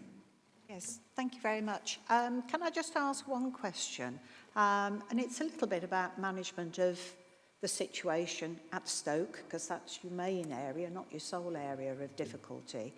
In Derbyshire, they certainly used to have a fairly senior ambulance person who perhaps wasn't frontline crew, had got back problems, but actually used to act like a bit of a sergeant major on site, and that liaison role between the hospital staff and the crews, because sometimes you need that person who can bring influence to bear. The other thing that, of course, you could do, which is what Roger Thane used to do, which is threaten to put an emergency tent outside. I think if I come back, so firstly, the longest ambulance was at 95 minutes, and they've just handed over, so just to just close that bit down. I think absolutely, we do have what are called hospital ambulance liaison officers, so we do have 2 of those at Stoke, and that is about making sure that, one, crews have used the right services, and actually you could have used another service, so we educate crews around that, but also it's about coordinating what's going on, and again, looking at the acuity of what's outside, working with the triage team, try and make sure that that flow happens, and they do have a cohort area as well within the department that allows us to offload some patients, not quite into a corridor, but almost, and help us try and keep that flow going in that space. So there is work done around that. And then for myself, I'm the lead director that works with the system here as well, so works with the ICB around how do we integrate, how do we work, and looking at, working on the great experience of Chris, and also single point of access, and not having 10 numbers for crews to ring, it's just 1, and then they are able to direct somewhere else. And so there's work streams ongoing to make sure that, one, we're sharing best practice across the region. If you use an example of Queen Elizabeth Hospital in Birmingham and that whole group, we have put in what are called ambulance decision areas within their departments, where basically we provide the care to patients in its own little ward as part of ED. So actually, as we come in, we can offload into there. We actually start that work up, and those staff work under the governance of the hospital rather than under our governance, and that actually helps to maintain that flow of ambulance crews there. So, and we do share all of this across the region to make sure that we're doing, we're learning from best practice. And in that, I would go back to the trust runs from 15 hubs. As old ambulance stations would have been. We were at 120 something back in when we regionalised, and what we did take from Staffordshire was the best of it, which was actually about providing those hubs across the whole region, which can they're not called, they're not, yeah, it's the make-ready system. I'm trying to think what they always, I'm going to say call them AFAs, as people may have known them, but they're no vehicle preparation officers. And that is about using the best from Staffordshire. And we have put that across the region, and also the best across from other areas back into Staffordshire as well. So there is bits where we do work in trying to learn from what's good, and make sure that we can where we can implement that across the rest of the region as well, because it's, you know, it's good practice, best practice, and now we've got you know, other ambulance services around the country are trying to put that in themselves, and they've come to our hubs to see how we practice. So it's not just, you know, people come to us to learn, and we have learned that from Staffordshire. Thank you. And we've got a whole range of other people asking questions, so I'd ask them to brief. But I don't think we've lost the question that Julia asked, which was about whether there's an opportunity for facilitating a meeting with Walsall and potentially looking at the other interactions with the rest of the system as well. I'm just going to take the next question, because otherwise we'll not get everyone in before we have to close. Baz, I do apologise. You've been waiting a long time, so we'll hand over to you. That's all right, thank you. Yeah, it's just, I mean, I'm not going to go too much into the rurality that's been already brought up as an issue. And as a health watch, I will say most of the complaints we do receive are to do with rurality and the delays that it does take for somebody to get picked up by an ambulance in those areas. It's just, I wanted to give an example of one of what we do hear about. It was to do with an older lady who had dementia and who had lost consciousness, and an ambulance was called. And this person's family member's daughter, you know, this is the feedback she gave, was that there was long delays about the ambulance getting to her mother, firstly, and secondly, then they had to wait 7 hours at the ambulance decision area, and then after, and that was before they were admitted into A&E itself, and then at A&E was another 4 hours. Is that all directly linked, the delays there, are they all directly linked to discharge process, or is there something else going on? I'm just curious about how to get those ambulances back out again if they're, you know, stuck there at the hospital. I think ultimately, if the patient's gone through the ambulance decision area, they're actually in the care of the hospital at that point. So if they've gone to what we call a cohorting area, so that it's being clear if it was I know it's a technicality, but also we have what we call cohort areas, which is literally where you will wait in the hospital to then go into the department. But ultimately, it's going to come back to flow through the hospital. So if they're not flowing, that's what we are backed up outside. And that obviously then has an impact on patients waiting in the community. And like I say, this isn't a, you know, it's not, we know that it's a whole system problem. This isn't just that the hospital isn't working as efficiently as it could do. Ultimately, if, you know, I know, and has been for years, I know, you know, over the year, you know, 32 years in the ambulance service, we've always had patients delayed coming out of hospital, and patients waiting for medication to go home, so TTOs. It still makes, I still don't understand 32 years later why we have problems with TTOs, but that's, you know, by the by. But it is about the health and social care side of that as well, and actually where are people going to? Is the availability there in the community to actually move those patients through? Use an example from Dudley a few years ago, whereby the hospital was absolutely flowing through, not a problem, but they basically bankrupt the council, because literally they were getting patients through and out, and they weren't worrying about the money because that was the council's problem, sort of thing. So the hospital flowed very, very well, and you know, we went through a very good period at Russell's Hall, where you know, the ambulance delays were very limited, and again that then moves on to good patient experience from us being able to respond quickly to patients in the community. So it is all related along the way, but it isn't just the acute. It's the whole system needs to work. And you know, back to Councillor's point around, it's how we all work together to try and make it, you know, make the best of a bad situation. And it is key to keep working through and looking and making difficult decisions. A lot of the escalation that we do at night, where we've got hundreds of patients waiting and we are escalating where we can, it is about risk management and trying to, you know, offset what that risk is and who's got the greatest risk. And that's the conversations with the senior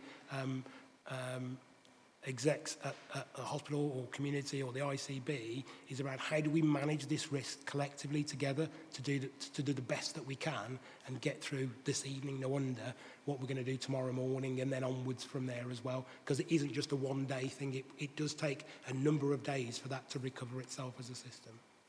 Thank you, Vivek. Thanks, Chair. Just a couple of points. Where did that patient go to, if I may ask? Yeah, so New Cross has got something called the ARC, an Ambulance Retrieval Centre. It's essentially what Nick was referring to, where patients are cohorted into. I guess that opened about 18 months ago, maybe a year. Prior to that, that patient would have been held outside in the back of an ambulance for all that period. So the ARC isn't the best, but it's better than being held outside because at least it enables an ambulance to be released at the point they can go into the ARC. Just if I may, the point about Walsall, there's been a lot of cross-fertilisation and visiting between Staffordshire and Walsall. I do know that for a fact. And also to come up, I don't know if it's happened, Nick, but there's what in the NHS we refer to as a GIRFTA review, getting it right first time. It's a national peer review process by specialties, and there's actually a Staffordshire and Stoke-on-Trent GIRFTA review of urgent and emergency care, and Walsall are actually part of that. And so that's a peer review of the system, not just specifically the hospital, but it will be the system in relation to urgent emergency care. So the kind of resolution the committee might make actually to some extent is in hand is all I wanted to say. Thank you. Thank you. Baz, do you want to come back? Okay, just let me pick up a couple of points if I can. Obviously, we've not really, but we've inferred it, talked about the investment in Cannock Hospital, which is, I think, £30-odd million into some of the elective stuff and... Sorry, go on. So what I've just referred to is nothing to do with Cannock. It's a facility within rural Wolverhampton. Okay, fine. Okay. Okay, let me move on. Let me just pick up one other point then, which is actually if you look at the demand line on page 3 of the pack that you've sent us, which is delays over 15 minutes, that one, you can see that from February of last year, some of the work that the system has been doing to try and relieve pressure had a marked improvement. Some of those things being virtual wards, integrated discharge, the opening of a frail elderly ward at West Building, and additional winter beds, not to mention your patient next, or your next patient, which has been introduced within UHM. All of those are initiatives, not to mention that the medically fit for discharge fell from 250 down to 100, which is where it's consistently been. So actually you can see the improvement that the system working together has already had. The real question is, how do we get to the next level of that improvement? Because clearly when you take October's figure is an outlier in my view, the black figure in halfway through the year, because I wasn't expecting it to be there. It's been following the green line of previous years. And so the real question is, where does it go to from there? Which is why I thought Councillor Atkins' question earlier was very interesting in terms of how you're predicting it. And I think that gives a bit of system context. Let's bring in Keith. Briefly, please. Not much else to say now, Chair. I think everyone else has taken up my thunder for this year, but there you go. Never mind. I'll try and concentrate on what we've been talking about, which is this assessment, and thank you for the presentation. I do think that overall it's quite inward-looking. The overall what you put here is how you perform and what you want to try and do and all the rest of it, or not try and do, but what the performance is at the moment.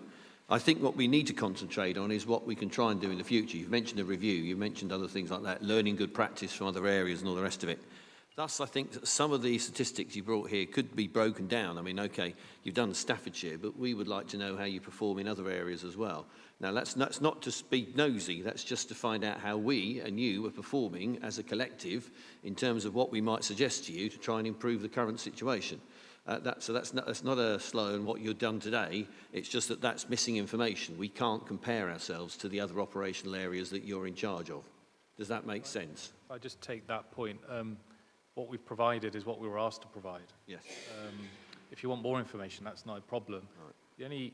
The only thing I would reiterate, we mentioned it earlier, as an ambulance service, ambulance services are performance managed across the region they provide, not, as we've talked about earlier, on postcodes or towns or cities or conurbations, but we can give you whatever response time sort of information you see. Yeah, it's not from a personal point of view. So it's from an objective point of view about how we can try and learn from other areas, even though we're mostly rural. That was my point. And I do think that there's things that we could do to improve what we've been presented today for future Health Committee meetings. I'm hoping that this will be the start of something that we can continue to do, at least on an annual basis, if not more. Because there's so many issues that we do have, and you've heard about those issues today. I'm not going to reiterate what John said or anything else, because I am from the Moorlands as well, and you've heard from three of us today. We're not happy, in terms of how you're performing within the rural areas, and I'll just leave it at that for the moment. So I don't think you are either, but I think that's the point I've been picking up on. So I just wanted to find out how we can improve the current situation. You mentioned, Chris, there's the air ambulance, there's all these other things as well. And I would like to know a little bit about how the impact they have in terms of reducing times and waiting times, and how that might have improved what you're doing yourself as an ambulance service of sending out people where they're most needed. Now, I understand that, and perhaps we're in a position where that's the situation that's been forced on the service to some extent because of the number of people calling.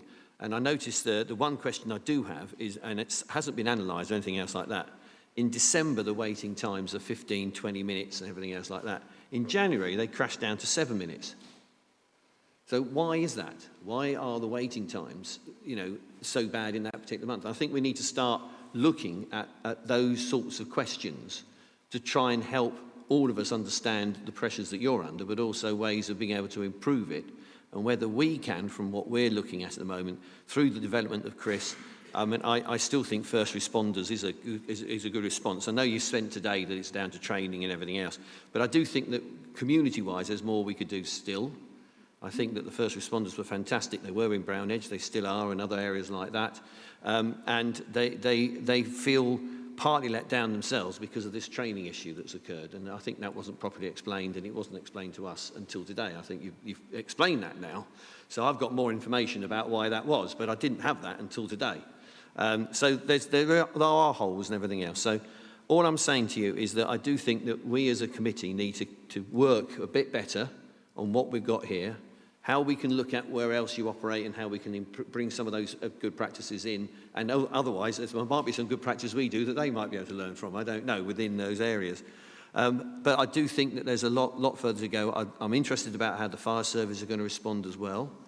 Now it's under the joint elements with the police.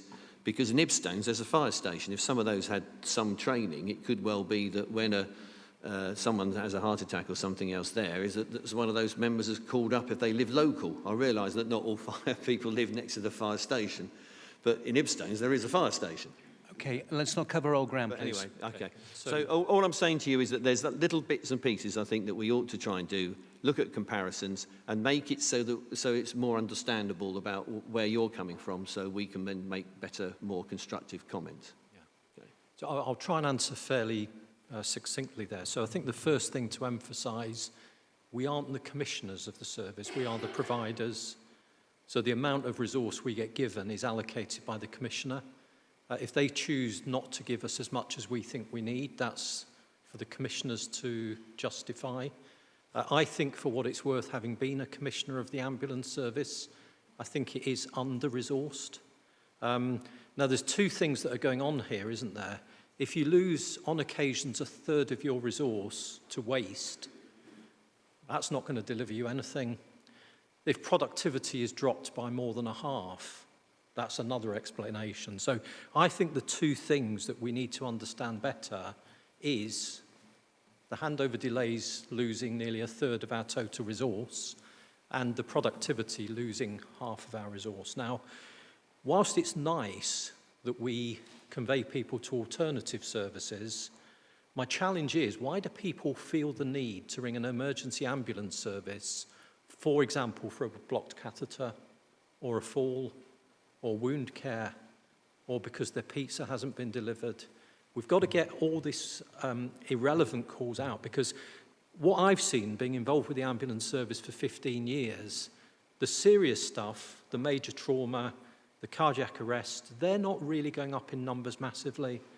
The needles in the haystack are not really increasing, but the haystack is keeping on getting bigger.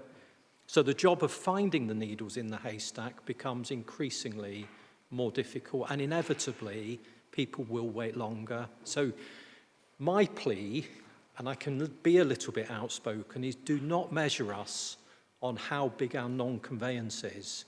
Because to some extent, if our non-conveyance is really high, that suggests there's a lot of people ringing that shouldn't. So I want to know, the person that rings with a blocked catheter, who put that in and why haven't they told the patient what to do with it when it becomes blocked? For the patient with the wound that needs dressing because it's weeped through, who did that last dressing and why haven't they told the patient what to do when it leaks through? We cannot keep thinking the way we're thinking now, because otherwise we're either going to end up with a service where everyone either works in the ambulance service or is a patient of it. We can't just keep expanding the number of ambulances. We've got to think different. The blocked catheter should never, ever come near us, for example. So that's what my plea would be. Now, I will mention Ipstones once and for all. This is my last reference to it. I personally have been out there. I personally have said to them, if they become a community first responder scheme, we will give them work. But they won't do that. And I don't know why. The retired fire officer from Ipstones, there's no reason why he can't set up a first responder scheme. They won't. So if they don't, they won't get the work from us. We are not referring into services that are not properly governed. I don't want to make this an Ipstones committee, please, but I think your point about governance is exactly right, taking the broad point. Keith, do you want to come? I mean, I think you asked some really relevant questions. Your point about the data is a really important one, I think, because I do wonder whether we've got the right KPIs, because I think it would be useful to have some transparency on what's the utilisation of vehicles, how many are running each day, and what's the utilisation. You know, some of those things, because actually I'm not convinced I'm looking at the right answer to the problem. It seems to telegraph the wrong thing. So I think that point is really, really well made. And I think the CFR point is also a really good one in terms of, I anecdotally have a lot of CFRs who contact me who tell me they're not being used as productively as they could be. And there's a question there in terms of, okay, so what does that mean? And I think there are some strands that we might want to choose to follow up. It sounds like you were advocating a summit of various partners within the Staffordshire system to try and resolve some of the easy, quick win opportunities. There is light. No, there isn't. I thought we had it for a minute. Let me hand. Sorry, Keith. Was there anything you wanted to just add to that? No, I think you covered it very. It was the data and how we look at the data and how we present that information to us that makes sense. I'm not going to go into individuals. I won't mention the I word again. But the issue I had was the fact that you look at this and it's useful, but I can't explain it. It has no framework within it. It doesn't mean what I would like to try and know, to be able to then ask you meaningful questions. And I think until we actually manage to do that, which is what I think the comment you were making, I don't think that we'll have that positive experience going forward. And God will, I know it's all been negative up to now, but we've got to try and find some way to improve what you and what we are doing together at the moment to improve the current situation.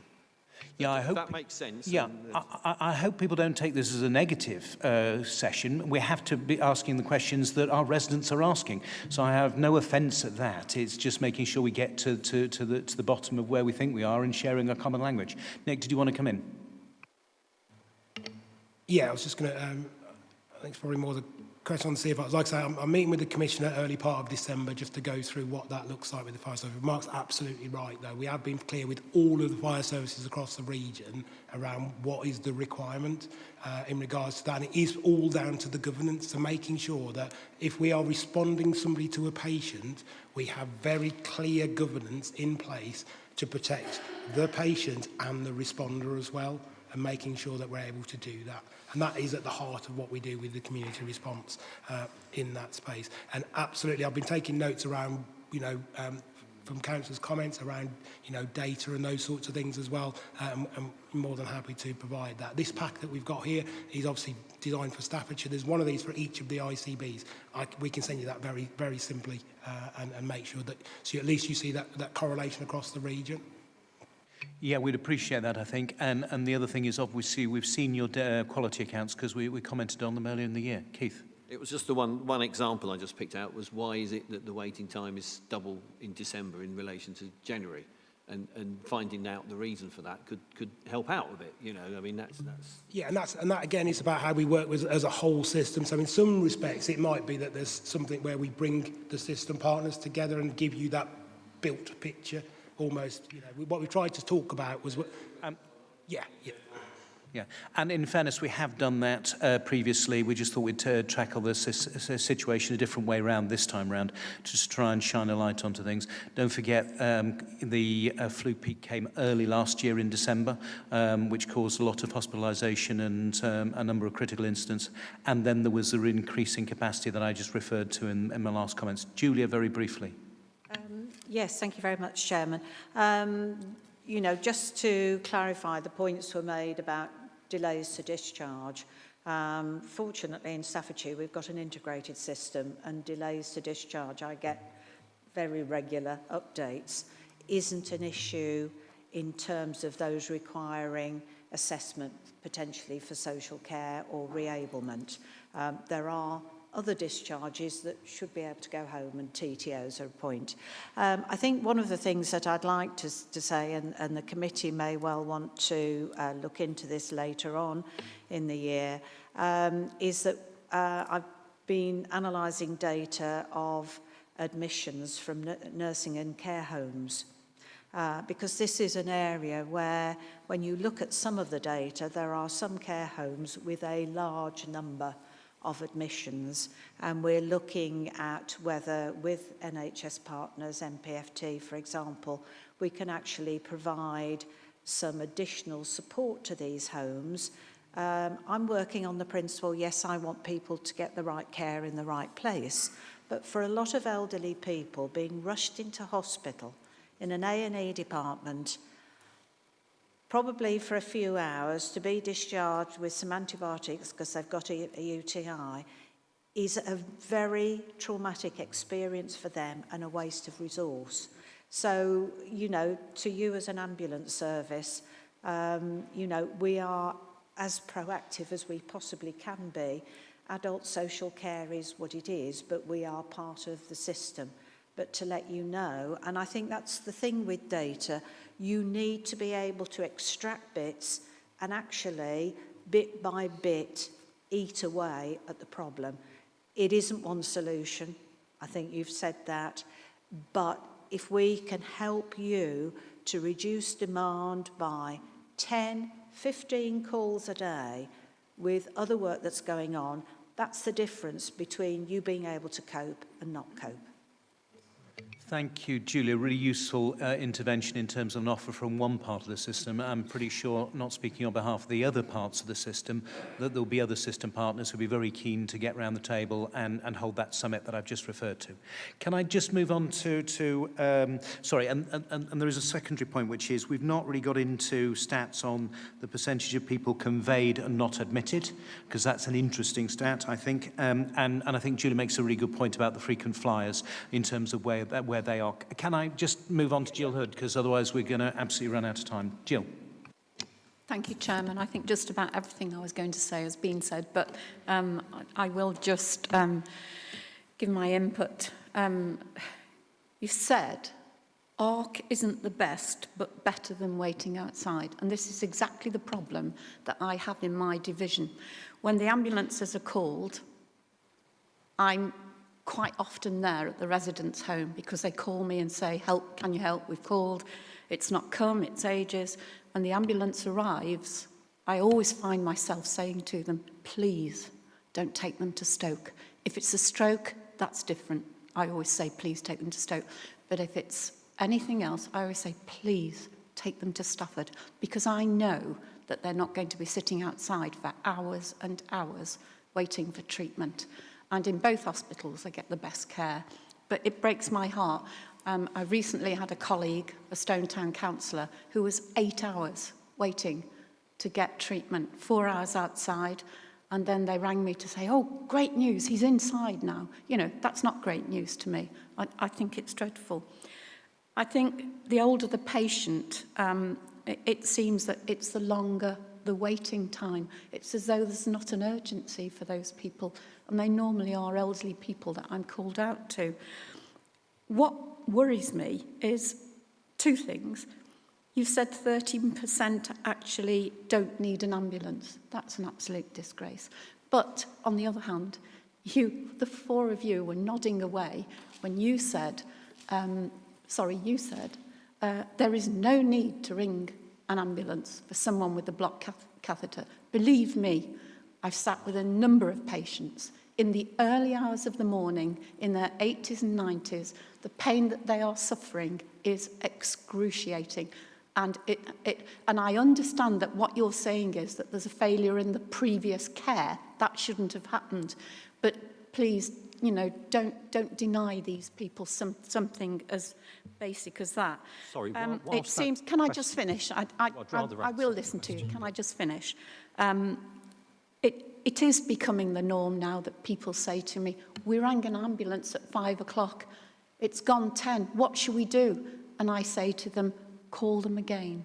I go out and I see them. I'm not a medical person, but I can see when someone desperately needs an ambulance. And, resources. You obviously don't have the resources. Why aren't we asking the government for extra resources instead of coming along to committees like this and trying to explain yourself when really the message is we don't have the resources, we don't have the staff due to COVID, due to very poor mental health, through to the low morale and people going off sick. It's an absolute disgrace. 2023 and our ambulance service is failing in Staffordshire. Thank you, Chairman. And just make reference, the guys in front of us have recommended an independent review to support the independent review. So I should just make that point for a sense of balance. Mark. Yeah, thank you, Chair. I'm not sure what your capacity is when you visit patients. Could I just clarify that? I'm a county councillor, but I'm very much hands-on. People don't write to me or email me. They call me and say, "Jill, please, can you come?" And I go. Understand. To some extent, you highlight the reason we've got some of the problems we've got. We've got to get away from this myth that an ambulance, 999 ambulance, is the only way to sort problems out. Yes, a blocked catheter is exceptionally uncomfortable. The point I was making is it shouldn't get to that point for the patient. A blocked catheter is the easiest thing in the world to resolve. I've done it many times myself. I've put many in, I've taken many out, and I've cleared many blockages. It should never get to the stage where the patient is so uncomfortable they feel the only thing is an emergency ambulance. So let's be clear on that. What I'm trying to illustrate by the way I'm answering some of the questions is shouting louder and demanding more doesn't make the job any easier. Nick's still got 350 people waiting. So if your person with the blocked catheter rings again, it doesn't change their priority. In actual fact, it just takes up more of someone's time who's already trying to do what they can. It doesn't put them higher up on the list.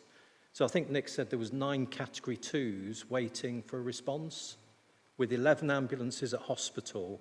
So you can just about see if we cleared all those 11 ambulances, we wouldn't have the 9 cat 2s waiting. But a blocked catheter isn't a category 2. So in a sense, none of that changes the prioritisation. It actually just makes it a little bit worse. What I'm trying to get over here is an ambulance response to something that shouldn't be an emergency is a huge, huge resource spent on something that could have taken someone 5 minutes to resolve. A district nurse with the right equipment and the right expertise could deal with a blocked catheter in almost no time at all. So why isn't that the response that's put in? Why is it the blue light ambulance to get a paramedic that can't take a catheter out or put one in that pretty much has to take you to hospital if it's during the night? We need the people like the CRIS who could easily sort a blocked catheter. Why are they not doing that? Sorry, that's probably the wrong thing to say. They are doing that, but they're not available at night. And what we need to do is get all of that traffic that comes to us because every single other thing has failed. We need to get the other services that are failing the patient to be invested in. Because, you know, an ambulance is a huge, it's a 100 grand vehicle with 2 people in that cost about £150 an hour to run. That's far more than any GP cost or any primary care district nurse or any ward nurse or any rapid response nurse, for example. So we've got to try and get people to use the service the way it's been set up to be delivered. Now, other ambulance services that are doing the opposite, they're saying if all this work comes our way, we will just get more ambulances, more palliative care teams, and we'll do that. I don't think that's the right answer. I think the right answer is to get the patient to the right service first time without using the 999 ambulance service as a signposting service. Because with the best will in the world, a blocked catheter will never compete with a cardiac arrest, a heart attack, a stroke, someone trapped in a car on the M6. They're always, and sadly your lady with a fractured wrist, makes my heart bleed to stuff like that because it shouldn't happen, but equally it will happen as long as we've got all of these other challenges and pressures on our system. And I know what will happen if we put more ambulances in, by the way. We'll have even more waiting at hospitals. That's all that will happen. So the solution has got to be, I think Vivek said, a system solution. You know, is everyone in the hospital bed more sick than the patients that are waiting outside ED? And I suspect the answer is no. So whether they're delayed discharges or whatever they are, we need to start to challenge, have we got the right people in the hospital beds, or do they need freeing up for people that are actually more sick, or the patient with a stroke that we can't get any help to at all at the moment? So that's the challenge I think that exists. And just before Jill comes back, obviously that would have to be a two-way challenge in terms of some of those discussions. It can't just be about the ambulance service saying, hey, have we got the right people in beds? Because it would have to go both ways, presumably. Okay. Jill, with you. Thank you. You were preaching to the converted, and I think you seized on the catheter a little more than I would have liked you to have done. The point that I failed to make, which I should have done, was when I first became onto this committee many years ago, we were actually going through the debate of the community first responders, who I think are essential in my division. They should never have been, I'll use the word, demoted in the way that they did. And in the middle of the night, you won't get a district nurse, you won't get a doctor to come out to that man with the blocked catheter. And that's the point I'm making. We need the community first responders, but that's it. Thank you for your reply. Yeah, I'm not sure what a community first responder would do with that example. And, you know, you might say we use that too much. That's the very real examples we get. Yeah, unfortunately, a community first responder, apart from holding the person's hand, would not have any skill to deal with that situation. And the only reason we've not got a rapid response team overnight is because that's what the system chooses not to have overnight. That could be resolved by Christmas if there was the right priority. And I'm not saying it's a difficult one because you'd have to disinvest in something else to invest in that. But in my view, I think that would be an investment that would be worthwhile. You know, some people just maybe need to come and, you know, I'm inviting the commissioners and sit with us for a night and just see what the challenges are at 3 a.m, because it's a very lonely world out there for people delivering care. Thank you. We note your offer, presumably to the commissioners or committee, presumably. Anne, we're with you. Thank you, Chairman. I'll be very quick, and thank you for your presentation, and thank you for coming to the meeting. But, you know, big is wonderful, but I go back, as I say, like you mentioned earlier on, about Stafford Ambulance Service. It was the best in the country. They came from abroad to look at how the ambulance service was operated and that. So is there anything else that we can pick up from how they used to operate that's going to make the system any better than it is now? Because becoming best in the country, now we're becoming the third worst in the country. And I appreciate everything that's been said, but I do really worry you know, how we're going to move forward. So I would appreciate if there is anything more that we can pick up from what happened in the past and move forward.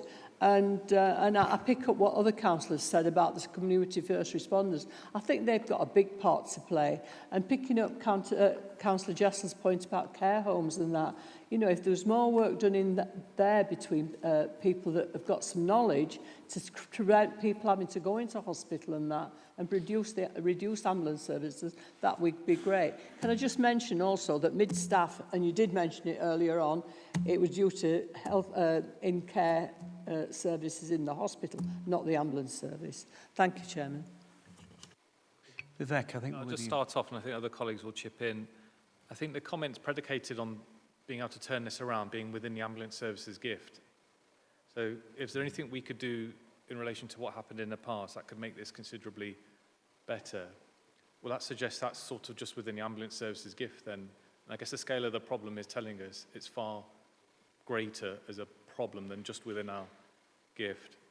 So I guess the bit that Nick alluded to was the whole make-ready hub type approach that was retained, and actually we spread across the rest of the region.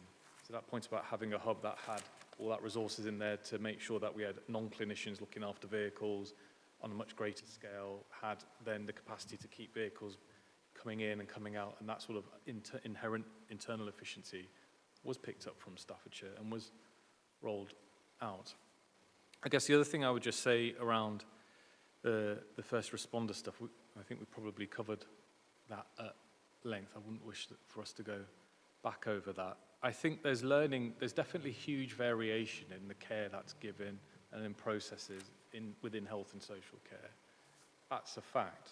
I don't think it's about, is there anything from Staffordshire, former Staffordshire Ambulance Service for us to dust off and put back in? I think it's about how does Staffordshire, Stoke-on-Trent and Staffordshire look at the level of variation that it's got, comparing itself to other parts of the country, and for it to then have some introspect as to why are we like this and not like that, and challenge itself on that basis. So we talked about Walsall, for example, and the system there, very well integrated system, you know, working out of a very, you know, it's a state, very poor, deprivation. It's got all the hallmarks of Stoke-on-Trent, for example. Actually, Walsall has many of them. You would know if you've run there. But its actual access for patients is far, far better. So there's clearly stuff for us to learn, but I don't think it's necessarily about going back to Staffordshire Ambulance Service. It's about how does health and social care function in this part of the world versus others, and what can we do better, would be my take on it. Sorry, thank you. And do you want to come back? No, thank you, Chairman. I just wish you luck in the future and hope we can get a better ambulance service throughout Staffordshire. Thank you. Okay, I'm going to bring in Chris before I bring in John because he's not spoken already. And then I've got no other indicators after those two, so I suggest that we... Oh, sorry. I'm going to bring in Chris. Are you happy to wait? I'm going to bring in Chris and then Richard and then John and then I'm going to guillotine and... Oh, Philip, you want to come in now as well, do you? Okay, so you'll still be last because... Yeah. Okay, so Chris first. Yeah, thank you for your presentations. There's been some interesting discussion. I am struggling a little with the data because it isn't benchmarked, and I'm not sure how good it is compared to other areas. All it seems to be doing is comparing itself to what's happened in the past. And that isn't necessarily a reliable indicator, but thank you for doing it, and I have found it interesting. The idea of a summit to bring together everybody from across the system to discuss these issues is important because we're doing some work locally and we've been talking a bit about delays at hospitals. And for us, the issue is not just about delays in discharge and the flow through the hospital, it's about the number of people attending A&E, not just those admitted from A&E. And when we were talking to people about attending A&E, the reason they're going there is because they no longer have confidence they can access primary care. And they're having trouble accessing GPs, so they're choosing to go to the A&E. So I think there's an issue there about the communication from primary care to say, these are things we can deal with. Every time I talk to primary care, they do say to me that the service has returned to pre-COVID levels. But it doesn't feel like that to the patients. They're not experiencing that. and they still feel there are delays. So there's a big communication issue about that. And the second part for me is about prevention, about stopping people going there in the first place.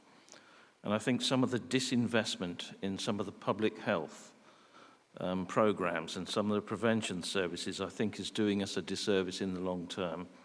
I think we need to, if you're going to have this summit, to have public health and other prevention agencies as part of that summit. Because one of the key issues for us that we're finding again and again and again is about communication. And the lack of good and accessible communication from the NHS in general, also from social care. I talked to the director of adult social care where I work, and he said that there are letters going out in his name that he doesn't understand. So if he doesn't understand it as the director of adult social care, then how on earth is a member of the public supposed to understand it? So there is all sorts of issues about communication. We must communicate with people in the way that they need to be communicated with and in a way that they find accessible. I think if we can start to do that, if we can start to communicate with people, start saying to them that primary care can do some of this, pharmacists can help, nurses can help, doesn't just need to be a GP, there are other people who can do it, but getting that message across in a clear and accessible way, I think begins to sort out some of these problems, because the ambulance service with the best will in the world and the hospitals with the best will in the world can't do it alone. Vivek, I know you've got your light on. Can you restrict your comments just to the ambulance service side of things? I think the other points are well made. Yeah, so I think I'd support a lot of what has just been said, because actually when you look at the activity that comes through the ambulance service, we're tiny compared to primary care. So if you were to look at nationally, primary care is doing about 30 million appointments per month. It's the most they've ever done. You relate that back to the ambulance service, it's like, you know, the scale is like that. So a lot of the sustainability of urgent and emergency care and patients' sort of chronic disease management and long-term conditions is won or lost actually in the bedrock of primary care. That it is the bedrock of the NHS, so we need it to flourish. That them flourishing enables everybody else to work in a much more consistent fashion. So as well, I support a lot of what was just said there. Can I just add into that? So, and just that bit. So, on prevention, we do have a public health strategy, and we are working with partners around how does that look going forward? Because we know that if we don't change something soon, you know, ultimately, if we don't change anything now, the next 2 generations are going to do exactly the same as their parents have just done.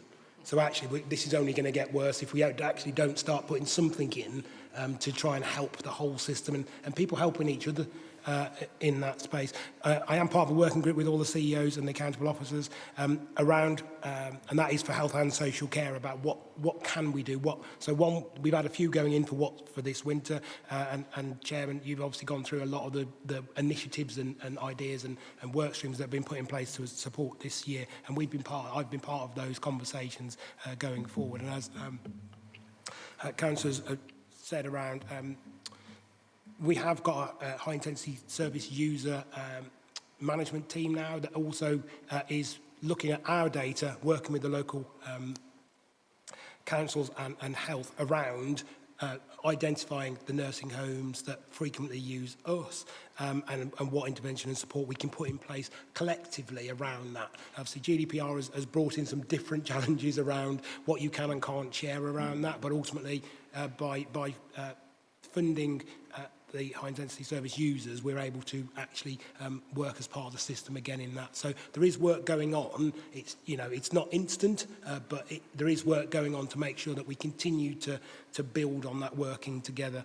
And then the other challenge that will come through, which it's not an issue for us, but I know for other health partners, is around the workforce is also a big challenge in that space as well. And the worst thing is, as things aren't overly great, people don't want to come into that profession, do they, unfortunately, or people want to come out of it as well. And like with social care and issues through the pandemic, which weren't helpful in regards to people didn't want to work in nursing homes and care homes. So actually that then creates another problem of actually the homes aren't there to go to as well. So there is big system things to sort, but again, I think it's that working together, and how we get through that in the future is very key to how we work forward, and that is part of the conversations in the senior group. Yeah, I mean, I'm keen not to go down a rabbit hole because I think we're trying to talk about more strategic elements. But my understanding was Stafford University done a really good job in terms of recruiting additional paramedics through their school. I had understood that your Ofsted Good own training facilities were quite busy. But as I say, to me it's a rabbit warren. Let's not go down that issue because we could spend half an hour if we were really going to do that justice. And I've got two speakers who I want to three who I still want to bring in before we guillotine. Richard. Thank you, Chair. Gentlemen, thank you. I mean, I've come into this meeting with an open mind. I've got no cases of which to quote, but obviously I recognise there's an issue, and you've confirmed that I think you recognise there is an issue. I just hope there's a will that obviously to try and resolve the issues that have been mainly discussed tonight, this afternoon. Staffordshire is rural. I think a lot of us represent those rural communities, and obviously there is concern, but I'm hoping that from what I've learnt today, which, you know, Chris is right in terms of benchmarking and so forth, how we're performing with others, but it's obviously knowing that within our own area, it's getting there that gives that perception a better look than it possibly currently is. So I do thank you for your candid responses. I think it's often important to have a candid response to know exactly what the challenge is ahead, rather than making any pointless comments. So for me, I've learnt a lot today. Thank you. Sounded like, to me, the Vice Chair was summing up for the meeting, and that's very helpful because it allows me not to. We're building a number of... it was very good. Do you want to pick up anything from what Richard has just sort of commented on in terms of that summary piece? Anyone? One comment, if I may, Chair. I think we've talked a little bit about summit, haven't we? There already is, when I was talking about that peer review, it's not a summit, but it's a nationally mandated peer review. So the UEC system will get unpicked by people from the rest of the country, and it's evidence-based, it's based in data, and each part of the pathway gets unpicked. We're part of that process along every other constituent of the UEC system, and that's the kind of thing which does inform then sensible debate and discussion as to where do we go next and what's required to make things better. So I don't think, none of us are asking for something in addition to that, because that's already in train. We don't want to duplicate and trip over things that are already in place. That's all. Thank you.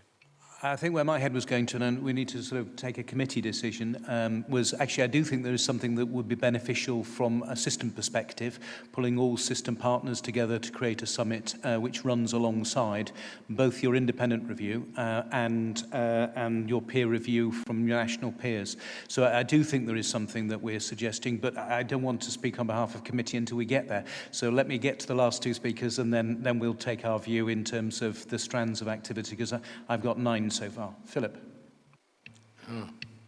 Apologies for being late. I was at the dentist.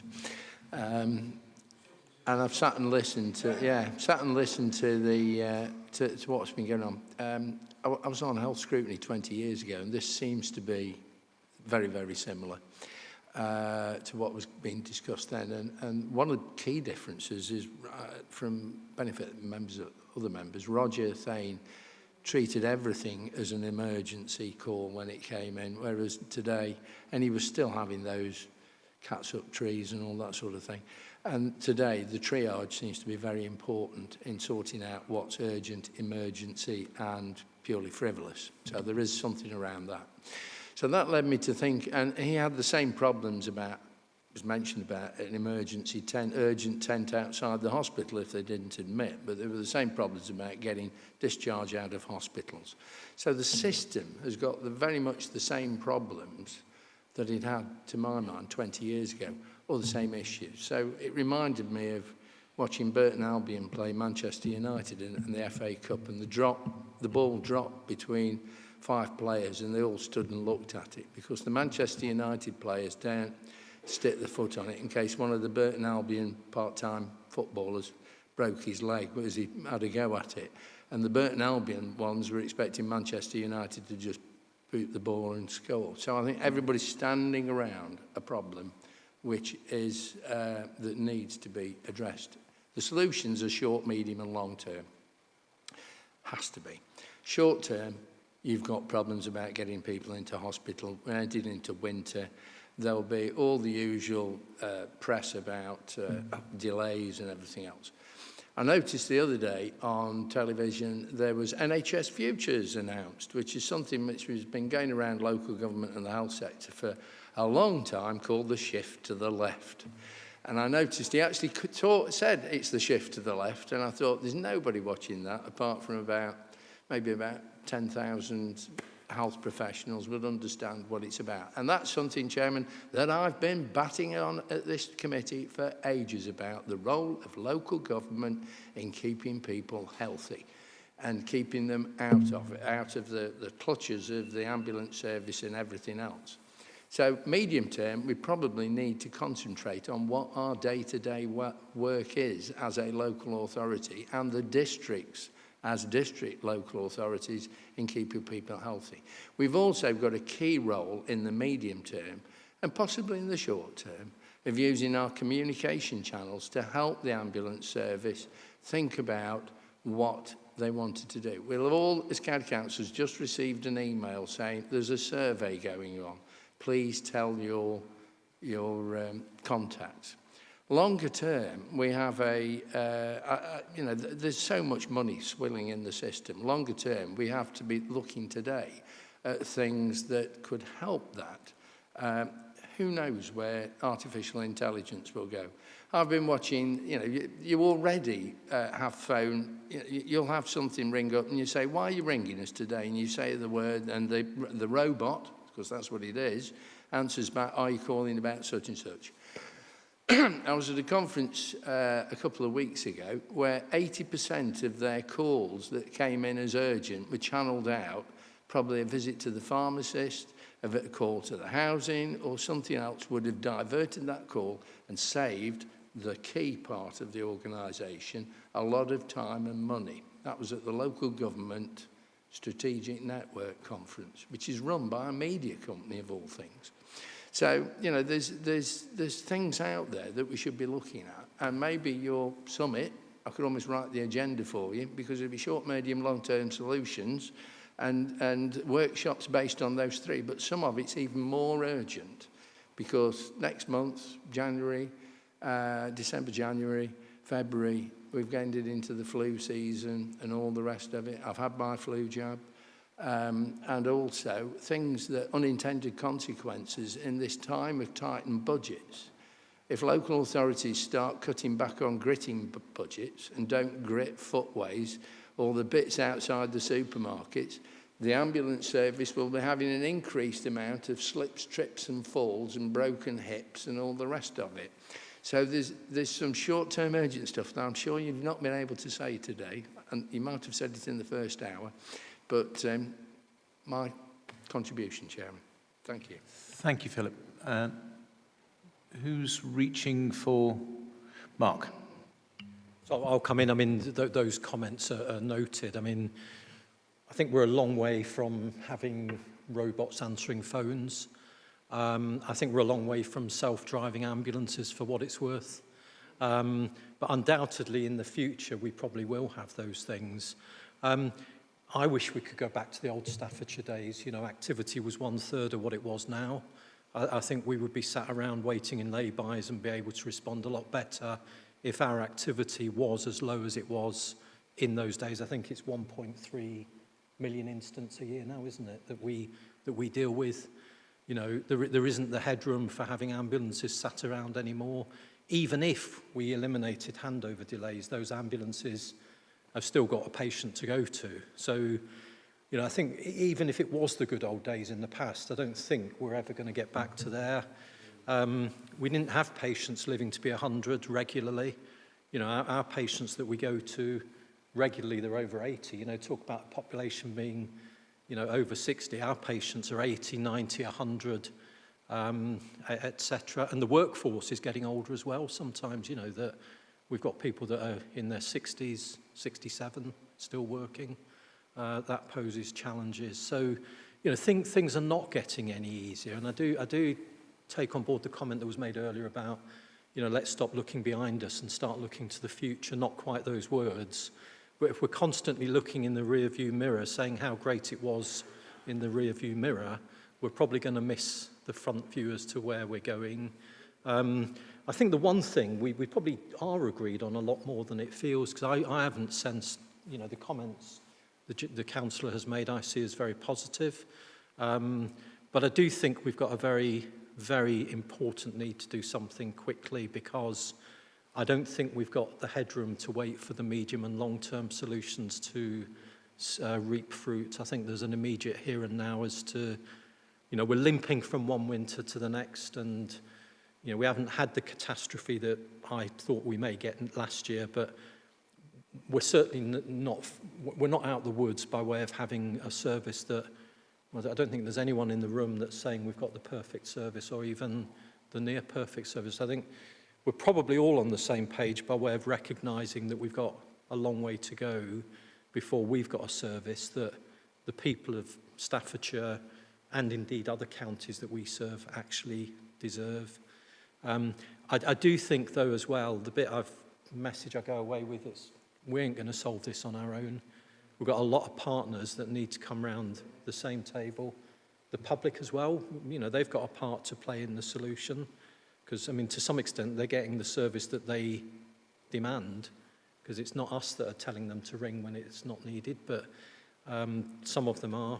So, you know, we've got a big piece of work with a lot of organisations. We're wanting to provide a better service, so I thank you for your comments, and very pleased you managed to get into a dentist, by the way. I don't know how you did that.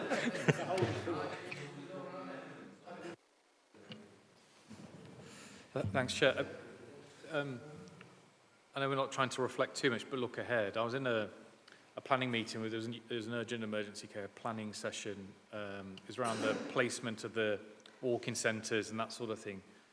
And what came out was quite a startling statistic. So we talked about activity and demand, haven't we? And the last year's activity was about 2% growth, which is actually very reasonable in the healthcare context.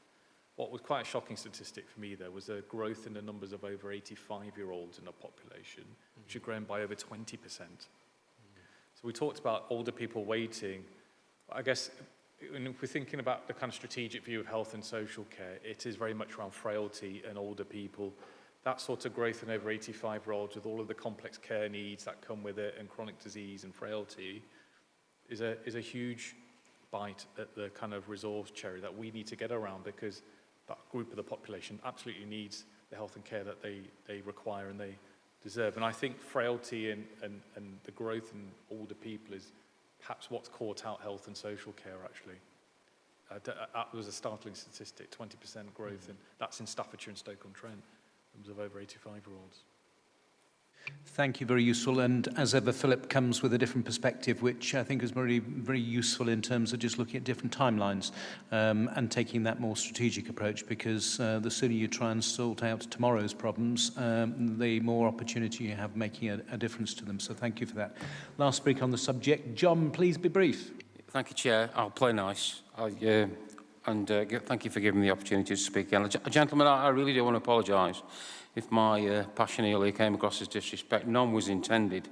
And I wasn't accusing anybody of callously ignoring rural patients, but because I know at least two of you, I don't know about you, Vivek, but I know two of you are clinicians, and you care. You don't do it because you don't care. You do it because you care and you want to put it right. But I really do think, you know, this is my parting shot. You know, a new approach is needed for rural, or perhaps an old approach, I don't know. I liken it to a crowded bar, trying to get served at a crowded bar. If you can't get near the bar, you can't get served. And maybe we need to think about putting some waiters on for the outlying areas, I don't know. I'll just say, again, Mark, as well, I think you're dead right about spurious calls. You know, I lost count of the number of times you'd go and they'd say, I've got a pain in my tummy. How long have you had it? A week. Have you seen a GP? Can't get in to see my GP. And it's still the same, I'm sure. So No, greatest respect to you all. Thank you for coming. I know you care, and particularly I appreciate your honesty and everything. So thanks for coming again. No disrespect intended. And let's see if we can sort something out, shall we? So, I mean, thank you for those comments. I think my comment here is, please, we've come for a robust discussion. So, you know, apologies for being challenging shouldn't be required because, you know, we're armour-plated. We didn't expect to come and get chocolates and fruitcake, but it would have been nice. The cup of tea. One thing I would like to point out is that of the whole of the area that we serve, 80% is actually rural. So you're not alone in being a rural area. In actual fact, you know, if you go to the depths of Herefordshire and Shropshire, they are a lot more rural in many respects. At least most of our Staffordshire areas do clump together in villages and, you know, hamlets and that, whereas other areas we do have other challenges. But we take on board everything that has been said, and please don't take that we've taken offence. Certainly I haven't. So we know you, John. We know that you come and... No, well, the chair just slapped me around the head, you see, so I thought I'd better just, well, we better just say anything something other than a robust challenge from you, so thank you. It'll still be difficult. Thank you, gentlemen. I think that brings us to a nice conclusion in terms of where we are today. Look, in terms of summary, first of all, thank you for coming today to committee. Thank you for coming for strong, because I think that breadth of experience and hands-on knowledge plus strategic knowledge has been really helpful. Clearly, they are really valid concerns that our residents and councillors have expressed today across the whole of the chamber today. And there has been some passionate debate, and you know, we should never apologise for that, because I think that moves us all forwards. But equally, we should also just thank you and the fabulous commitment of your staff for what you do on a day-in, day-out basis. And it is no reflection on them and the work that they are doing to serve Staffordshire residents. And, you know, I think there is some really good questions that need to be asked of commissioning and improving system working. And, you know, it's very clear that there's a positive willingness to go and do that, and I thank you for that. Apologies we didn't get through the second half of the slide deck, because clearly you spent some time creating a slide deck which we haven't been through, but they are noted. Some of the actions I picked out of today's discussion, if I may, which we'll summarise and then find a way to take forward with the system as a whole, probably, because I think they aren't just within your gift. And I think you know, a number of speakers there have made those points that this isn't just about the ambulance service, it's about the system. And we obviously have seen system pressures as a discussion before, but we've principally focused on the acute end of the system pressures, not anywhere else. So I make no apologies for bringing you without the other system partners. So the actions in no particular order that I picked up was, you know, there was a really valid discussion in terms of being able to introduce appropriate lifting for care homes on site. And I think that's something that could be taken forward. I think there was this discussion in terms of first responders and those meetings with the Commissioner and maybe picking up the follow-up that comes from that. I think we're all passionate about the best use of resource we've got. And, you know, certainly the experience I have of first responders is that they were extraordinarily willing and able, and we would be keen to understand the follow-up on the first responders. There is a challenge that's been laid down in terms of the extended hours on CRIS, and that's something that we will take forward with the commissioners. There was this discussion in terms of fire service and lifting and what's happening there, and again, that's a commissioner discussion. There's the discussion we had about the independent review, and I think that committee may want to take a position on that that you've suggested. There was the discussion about a meeting with Walsall Hospital and then making sure that the interaction with the rest of the system partners was appropriate. I think that falls into more of a remit within maybe a summit of all system partners. That was a recommendation in terms of the system partners and in terms of getting the KPIs appropriate. So can I thank you, before we take a committee recommendation, can I thank you for your involvement today? Can I thank you for the work work that led to you being here today and the frankness and openness that you have demonstrated. Is committee in support of the thanks? Okay, I think that's a resounding thank you. Now, can I move just, and you're welcome to stay or to go, but we're just going to move on to the recommendation. I don't think we're going to be particularly long. I've just recommended 9 strands of activity. I don't want to repeat them again. I think it's a summary of what we've discussed today. Are we in agreement with that? Okay, that's unanimous. We will come back to you in some way to be able to drive that discussion further forward separately and then decide how committee takes that forward as well. Otherwise, I think that finishes that item on the agenda. It's not often it takes us 2.5 hours to get through an item on the agenda.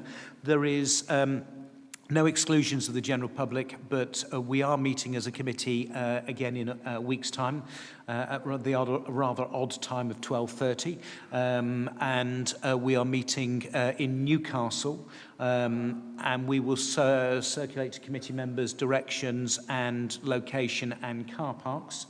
I have to make one comment about that meeting. It is about Wally's Quarry and the change in data that's available in terms of health data. We have invited the Environment Agency to come to that meeting because they are the collectors of that data. And that data over 4 years has fundamentally changed.